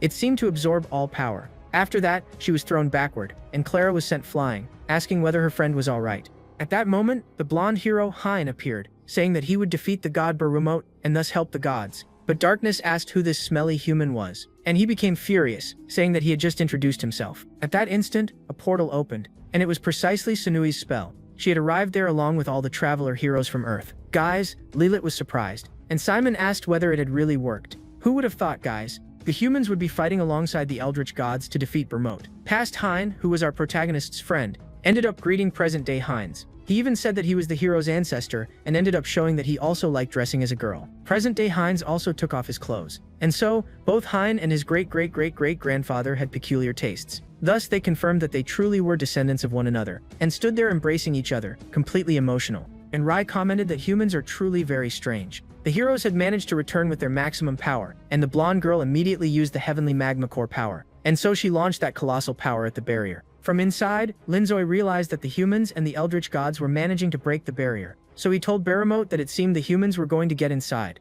The evil god said that it was impossible, and even if they got in, the countdown timer was already nearing its end. Dr. Simon realized that there was a timer, and when it reached 0, the Great Reset would occur and all timelines would be erased. That was why Sanui needed to act quickly and defeat Burremote together with Linzoi, because otherwise it would be too late. But she would need to make Linzoi's mind, which was that tiny version of him, reunite with the body down below, so that they could become stronger. Then she asked what the strongest memory he had of her was. He began to remember, and the memory that came to his mind was the one from the second timeline. When she found him at the school, she was introducing herself, saying that in the future they would get married. To help him remember a little more, she used her power and dressed herself in that school uniform. But the shameless guy kept saying that it would be better if she wore that swimsuit, because then he would remember more easily. The blonde girl, who is completely shameless, went over there saying that Linzoi was truly learning how to be a more masculine man. It seems that our protagonist here is not a beta. Meanwhile, Hein managed to break that barrier. He said that they should take advantage of the opportunity and throw Linzoi down there, because the barrier could restore itself. Time was short, and the blonde saintly heroine said that she would help them enter the magical barrier.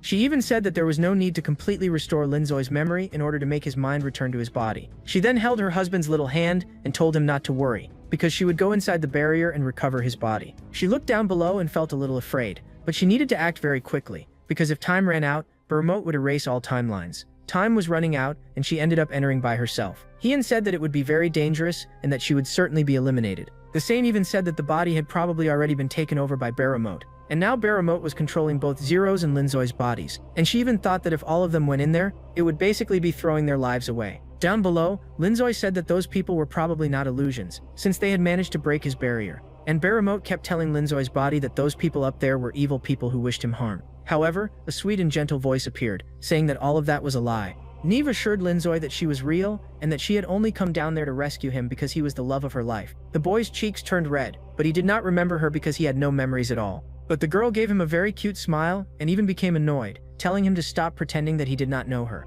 With a pouty expression, she wondered whether he really did not remember her. Then she used another tactic. She hugged him and said that she would tell him a secret, revealing that in the future she would be his wife. Linzoi's body ended up pushing her away. He said that he would not believe those people who wanted to manipulate his mind, but she was already using her tentacles. And at that moment, she put on that swimsuit because she knew he liked it. And she even wrapped him in her tentacles to make the boy fall even more in love. Yeah, I do not think there is any man who could keep himself under control around a platinum-haired girl. The shameless guy kept staring at that area and even got a nosebleed. Remote, who was concentrating all of his power on erasing the dimensions, was not aware of what was happening. Meanwhile, the dragon goddess commented that it seemed Remote was about to reveal his true body, and said that Linzoi had only been trusting Remote because his memory had basically been erased, and the first person he saw was the one he immediately trusted, and that was exactly how animals worked. She compared our protagonist to a duck and a duckling. Simon asked Lilith whether she thought the mother goddess would be able to convince Linzoi's body to merge with his mind again. However, all they could do at that moment was wait. Linzoi ended up pushing Sunui away once more, and said that he would not let those evil gods stop him from returning to Earth with his companions.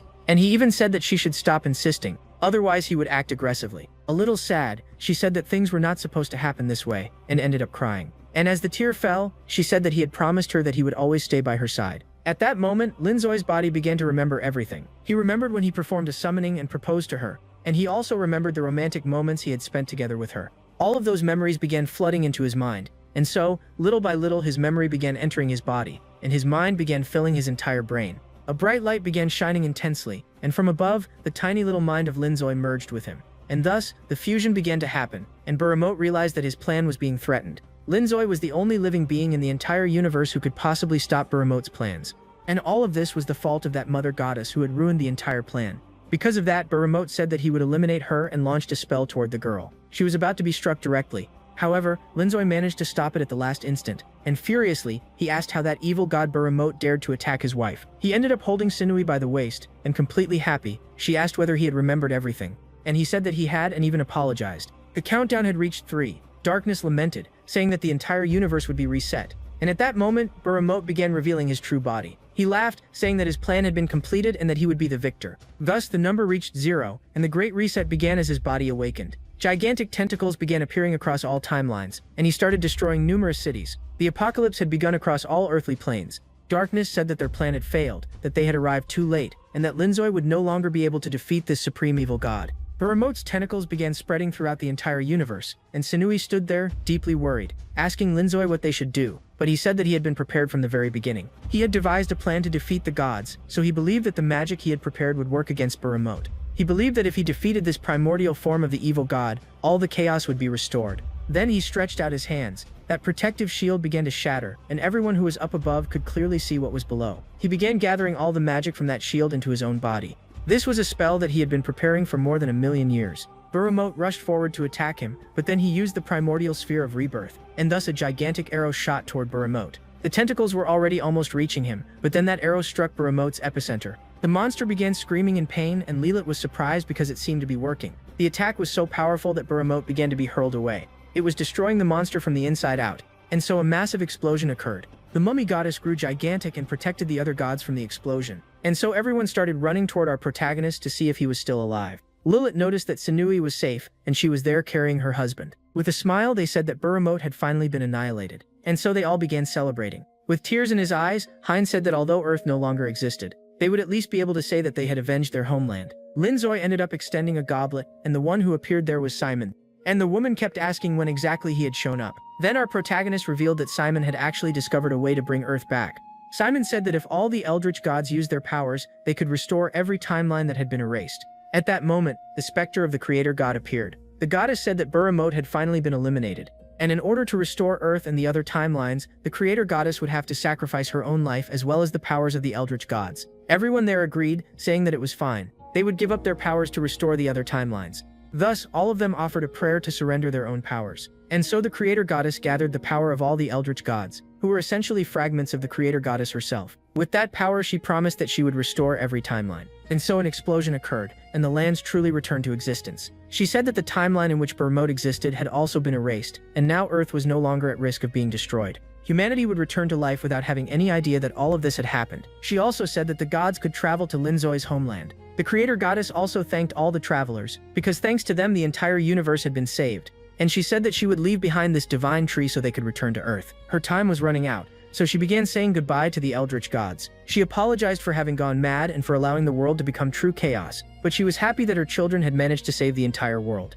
she told Linzoi something very important. She said that the next generation of creators would be formed by him and Sanui. Before the creator goddess disappeared, he said that he would complete this mission. Thus, he embraced Sanui tightly and said that there was still one thing left, their wedding. And so the great day of their marriage at the holy church arrived. He was nervous, and the one who appeared there was Zero, saying that our big guy looked incredibly stylish. R and his ancestor became emotional over the wedding. Naya and Simon commented that those two were very strange since they were wearing skirts. R. Hilden was reading the book How to Be a Capitalist on Earth, and commented that humans were truly evil. Clara commented that Rai should not be reading that book during the wedding because it was disrespectful. At that moment, everyone started shouting that the bride had arrived. Linzoi nervously adjusted his tie, and so the two prepared to open the door. Sinui truly looked beautiful, absolutely stunning. And when she entered, everyone was left speechless because she was truly beautiful. A little embarrassed, she began walking toward Linz. The guy's cheeks turned red as he said that Sinui was the love of his life. Thus, they arrived before Naya, who would conduct the wedding. She asked them to make their vows. They were to remain together in joy and sorrow,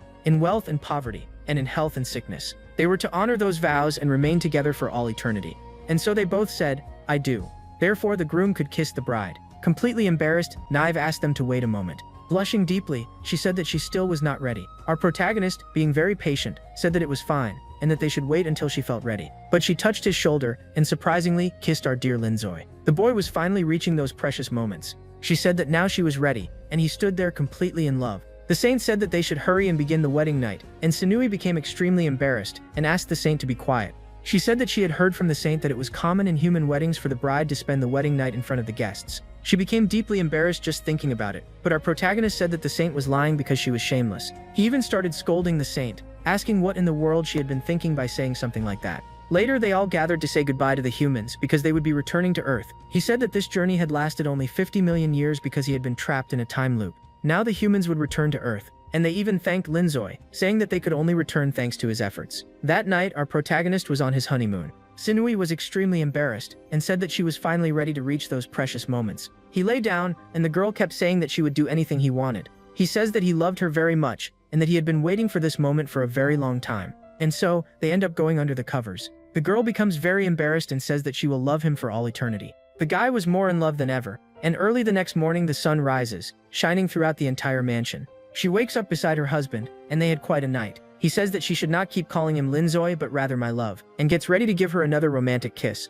However, someone tells him to wait a moment. The one standing there was none other than Simon. The woman says that she paid attention to them during the night, and noticed that Sinui still had not become pregnant. And the guy immediately gets angry and even kicks Simon, sending her flying outside. Completely irritated, he says that that goddess was ruining his precious moments. It seems that the guy does not get a single moment of peace, guys. He also saw that there were people spying through the door. It was Rai Hilden together with Lilith and Naya, and they were even taking pictures. Our protagonist opened the door very angrily and wished everyone good morning with a sinister look. A few minutes later, he asked why his house was full of people. It was extremely rude for them to come the day after his wedding, especially because it was a precious moment with his wife. Naya says that she was fired. Simon says that her clinic was destroyed. Clara says that her world tour was cancelled, and Darkness says that she had run out of books to read.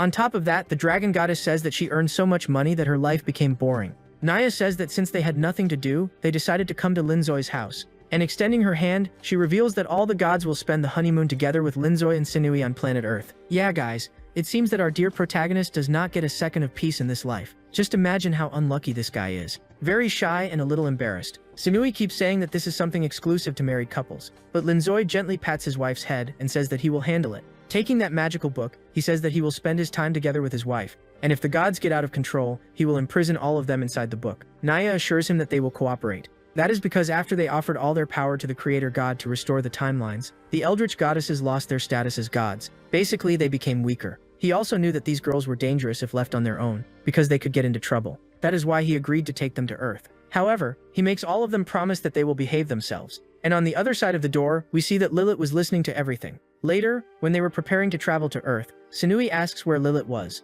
Baru says that in fact, Lilith was feeling very unwell, so she returned to the mansion to rest. Linzoi thinks that it is actually better that they do not have to say goodbye to Lilith, because she might throw a tantrum. And as they leave, Baru wishes all of them a good trip. I do not know, guys, but I think that guy seems a little suspicious. At that moment, the carriage arrives on Earth. He decides to use his power to transform that carriage into a modern car so as not to attract too much suspicion. However, Sinui comments that Lilith is right there in front of them. She even asks her secretary when she arrived on the human planet. But then Lilith begins gathering magical power, She clenches her fist, and immediately afterward she fires that magical power at Linzoy and Sanui. She had erased their memories, and our protagonist ended up waking up in his bedroom. He turned off the alarm clock and got up to go to the bathroom, but when he opened the door, he got quite a scare. Sanui was in his bathroom taking a shower. He asked who this girl was and what she was doing there. She also did not know who he was, and immediately grabbed the hot water shower head and sprayed the boy with it. At the bus stop wearing a school uniform, he looks at that mysterious girl and asks what she is doing there. She was very beautiful. In fact, she was far too beautiful, so he says. Earlier he had called the police saying that this girl had broken into his house, but the police officer said that it was nothing serious and told him to stop making prank calls. This girl seemed to have absolutely no idea about anything. She did not know how anything in the modern world worked. She did not know how to brush her teeth or even do basic skincare. At that moment, Sanui approaches and asks what that device he was fiddling with was. Lilith had simply erased our protagonist's memories and made the two of them live as if they were complete strangers. The story is going to get much crazier from this point onward, guys. If you think the story ended just by defeating Baremote, you are very mistaken. Returning to the story, the girl does not even know what a cell phone is, much less what it is used for. She also asked why everyone was standing there in that place. And Linzoy explains that they are waiting for the bus to go to school. As soon as the bus arrives, he gets on and looks back, asking whether the girl is not going to get on as well. At that moment, the door closed and he realized that she had remained standing outside. So he shouted for the driver to wait a moment because the girl had been left behind. Next, the driver opened the door and Linzoy pulled Niv's hand saying that she needed to move quickly. The guy was literally calling her slow. In her mind, she kept wondering why he was being so kind to her. It almost felt as though she knew him from somewhere. Then, she remembered the dream she had that night, where she had a wonderful night with Linzoy. The girl became completely shy and asked herself why she was thinking such naughty things. The bus shook quite a lot, and she slipped, falling on top of Linzoy. Very embarrassed, she apologized, and he asked worriedly if she was alright. A few minutes later, they arrived at school. The girls became completely excited, saying that Linzoy had returned to classes. Sanui ended up tugging on the sleeve of Linzoy's clothes. She said that she had the impression that she knew him, and even asked whether they had been close. In a somewhat rude manner, Linzoy told her to stop bothering him. He thought that she was just another one of his fans. Meanwhile, someone appeared and kicked the poor guy in the face. The one standing there was Lilith, and she said that that jerk should stop bothering her lady. Linzoy said that he did not know who that red-haired girl was, much less why she had angrily kicked him. Lilith told him to stop bothering Miss Sanui. Wait a second, who are you? I do not know you. The girl introduced herself, saying that she was Miss Sanui's best friend and that her name was Lilith. At that moment, Linzoy's fan club became extremely furious, since the red-haired girl had struck the one they loved. However, Lilith became extremely angry and asked how those foolish humans dared to threaten her.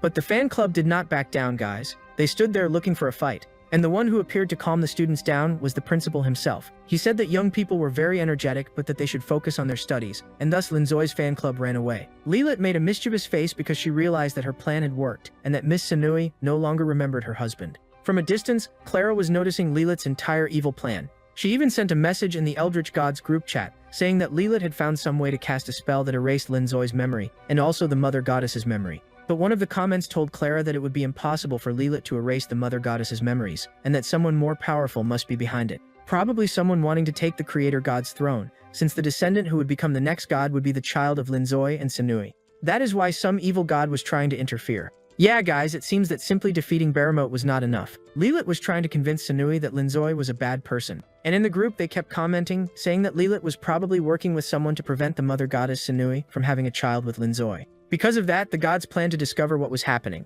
Next, Lilith kept saying that Sanui should not get close to that scoundrel. But Sanui said that she did not know this Lilith, and asked why she was pulling her arm. At that moment, Lilith turned around and said that the Mother Goddess liked making jokes, and even asked whether she truly did not remember her best friend. But Sanui did not remember, guys. It seemed that Lilith had erased the memories completely. The red-haired girl started crying, saying that this was not supposed to happen. And through her tears, she asked whether it was true that the Mother Goddess did not recognize her. That crying ended up attracting the attention of the other students, who stood there watching. Deep down, she was wondering what had gone wrong, since Sanui was only supposed to forget Linzoy and not everyone else. But since Sanui had forgotten her, perhaps that was actually good, because she could take advantage of it. So she began saying that the two of them had actually been extremely close, and started giving some misleading ideas. Guys, since you already know that she is in love with Sanui. She even kept saying that the two of them had shared a very deep friendship, if you know what she means. And unintentionally, Sanui ended up moving her tentacles. Without meaning to, Sanui placed the tentacles in a forbidden place, and that left both of them embarrassed. Next, Lilith said that it was not a problem because they were best friends. I do not know what kind of best friends do that, but alright. After that, they went to a convenience store to buy some snacks. Sanui asked what kind of thin layer covered the bread, because it was very strange. And since Lilith did not know either, she made something up, saying that it was dried slime jelly. Next, Sanui asked how they managed to keep the cabinet so cold. and the red-haired girl lied again, saying that it was some kind of freezing magic. She was basically making excuses just to avoid admitting that she knew nothing about the human world. After that, they reached the checkout counter, and the store clerk said that the total cost was 12 coins. Leela had done some research and saw that humans made payments using their cell phones. Then she unlocks the screen and shoves the phone in the employee's face, asking if that was how you made the payment. The guy gets angry, saying that she must read that QR code, but Leela, she didn't know how to do that and starts to get worried. However, someone appears and makes the payment. Linzoy said he was paying for those sweets for Sanui because she was a very kind girl, and Leela stands there dying of jealousy. He approaches and hands that bread to the girl, saying that next time she could ask him for help. She gives a very cute smile, thanking him. And I bet that right then the guy completely melted. Later in the classroom, he keeps thinking about Sanui and said she was so beautiful she looked like a manga protagonist. The guy was so in love that he started drawing her in his notebook. At that moment, he realized he was truly feeling in love and began tearing out the page, no matter what he thought. In the end, he always remembered Sanui. Then, at that moment, a woman, who was the teacher, right? The disguised Simon, introduces Sanui as a new student and even tells the girl to sit behind the protagonist. He looks outside and sees Lit all angry, and Simon keeps telling her to stop getting in the way of the two of them. The female Simon, she was there disguised as a teacher, only to make the two of them fall in love again and have a child. It was typical of a romance anime to place the protagonist next to his beloved, near the window. The wind blows and a little leaf ends up hitting the girl's nose, and because of that she sneezes, causing her tentacles to bloom. The boy got a huge fright because it was not normal at all for girls to have tentacle hair. Since she had no memory at all, she can't control the tentacles and immediately goes to grab him. The students find this very strange and immediately grab a phone to record it and post it online. All nervous, she apologizes to Linzoy and says she doesn't know what's happening to her hair. He realized the girl was an ordinary girl and was in a panic about this situation, so he tried to calm her down by putting his hand on her shoulder and said they would solve this together. When he touched the girl's shoulder, she got even more nervous, and because of that the tentacles went out of control. He realized that when he touched the girl, the situation got even worse. And it wasn't just him being squeezed, it was other students. And he even comments that his ribs are going to break. Simon, she appeared again, now in a nurse's outfit. She told him she was trying to find a way to make the two of them regain their memory. But Linzoy doesn't understand anything. He even says that if ordinary people on Earth discover the existence of eldritch gods, that could lead to another apocalypse because of the butterfly effect. Therefore, she ends up using the memory loss illusion capsule, enveloping the entire school in a spell for them to forget what they saw. The big guy, he realized something had changed, and at that moment he ends up finding himself in a parallel universe. He even goes looking for the other students and asks where those desks went. But at that moment he ends up opening his eyes and wakes up in the school infirmary. He looks to the side and Dr. Simon, she was there asking if the boy was feeling okay. He didn't know why, but he recognized her from somewhere. And Simon asks if he got his memory back. She says it's normal. He felt a bit confused because he was bewitched by a memory loss spell. She even tells him to lie down on the stretcher next to it because she is going to move this stretcher to another place. And when he gets there, he realizes Sanui was lying on top of a magic circle. The two Simons, they were thinking that maybe if Linzoy had the final moments there with the mother goddess, he might regain his memory. The tentacle magic immediately starts enveloping him, and the two Simons, they start celebrating, thinking this will work and make him regain his memory.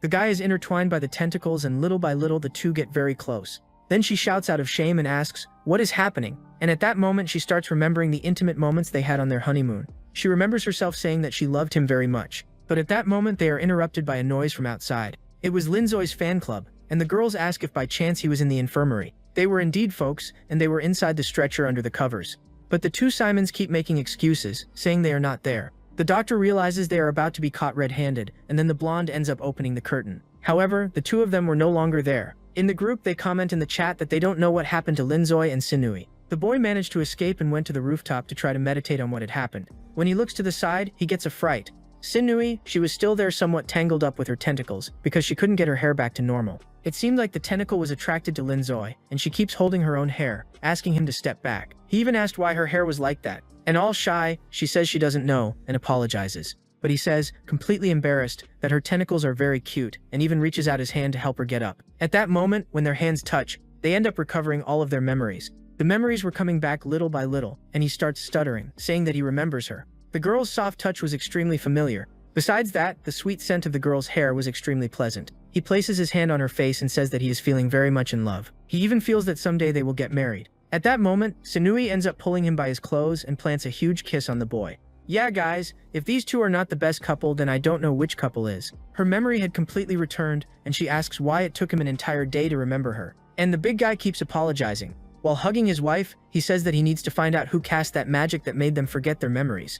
At that moment, Sanui remembers that it was Litlit in the parking lot. He says that it is true. Now he remembered as well, and even says that they need to find out why Litlit did that. He also realized that something was chasing him when he was sent to that parallel universe in the infirmary. Sunui says that someone wants to ruin their honeymoon, and that this person probably wants to create the child who will become the creator god. At that moment, she realized that Linzoi fell in love with her again, even without his memories. And he stands there all shy, saying that it is true, because it is very difficult to control himself near such a beautiful goddess. He hugs her again and says that it is better for them to keep pretending that they have amnesia in order to discover Liliad's true plans. He even comments that they should go back to pretending now because someone is coming through that door. There was someone hidden back there, and it was Clara. And she becomes completely smitten, saying that the two of them made a very cute couple. And the one arriving at the door was none other than Lilit barging in. She gets very angry, telling Miss Sunui not to get close to this jerk. She goes over there all furious, telling that damn guy to take his filthy hands off her lady.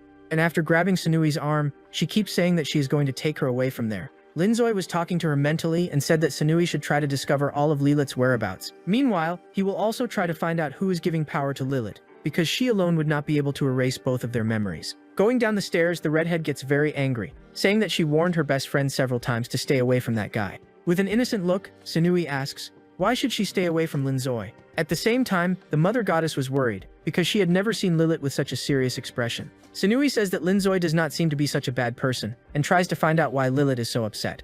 At that moment, the redhead comments that, in fact, the mother goddess has already been deceived by him. She says that she will show Linzoi's true face and starts casting a spell there with her hand hidden behind her back. She ends up creating a magical notebook, trying to deceive the mother goddess. While showing the notebook, she says that she will reveal Linzoi's true face, and then Sunui will discover why that guy is a jerk. And when opening the notebook, she ends up seeing the drawings that Linzoi had made of her. That was clearly an illusion, but Lilith keeps telling herself that Sunui will not find out. But Sunui becomes enchanted, saying that Linzoi really is a very talented guy, and that he drew her perfectly. Lilith was even shocked because she did not imagine that her lady would give such an answer. She starts feeling sick and asks why Sunui is so in love with that jerk. Meanwhile, there was someone watching everything. That woman's butler appears and says that perhaps erasing Linzoi's and Sunui's memories is not the most effective method. The girl gives a somewhat sinister look and asks this assistant what the ideal plan would be then. Would she not let those two act on their own? After all, that group of evil gods had infiltrated the school. She asks the butler if it would not be better to simply eliminate them, since perhaps erasing their memories is not effective.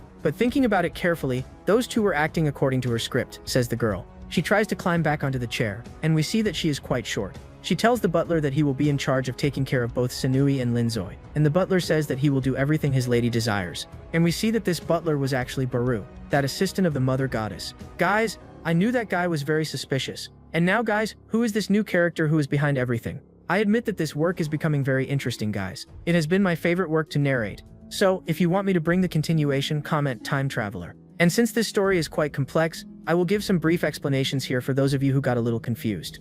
In the main timeline, the humans from Earth were summoned by the creator goddess. That is because she had gone crazy, because Beremote wanted to dominate the universe and began fragmenting her. When the humans arrived, the creator goddess had already fragmented into several gods, and Beremote began rewriting history. Beremote rewrote history so that the time travelers would think they had to defeat the gods and not Beremote himself. And he even placed a kind of curse on all the time travelers so that they could not ally themselves with the eldritch gods. That curse is the one in Linzoi's heart, which is why he could not get close to Sunui. When the protagonist traveled back in time to discover this, he saw that it was Beremote who was rewriting all of history, and he only managed to realize this when he performed that summoning from the Book of Time. And all the changes and rewritings that Beremote had made were recorded there. However, there was also another timeline where someone was writing those stories, and it was Sunui herself. At that point, guys, it is implied that there is a multiverse with many things happening at the same time. And thanks to that writer, who is called the narrator, that Sunui, our protagonist, managed to reverse the curse. So, basically, he returned to the book, defeated Beremote, and made his allies return to Earth. But now he needs to have a child with Sunui herself, according to the prophecy, because that would give birth to the next creator god. However, several other evil gods wanted to prevent that. Those evil gods that have been shown so far, the eldritch gods, were only fragments of the creator, everyone. So, there are other evil gods. And now things have truly begun, guys. A battle of gods against other gods to see who will bring about the baby that will become the new creator god. The story is getting better and better, which is why it is important for you to leave a like and a comment. This story takes a lot of work to make, guys. I have to translate it from Mandarin. And there are many speech bubbles where the translation ends up sounding a bit strange, so I have to read them over and over again in order to understand. I am seriously not kidding, guys. I spent an entire week just making this video. So comment and share as much as you can, and also leave a like, because that helps a lot. And if you want to help even more, consider becoming a member. It is very inexpensive and already helps a lot.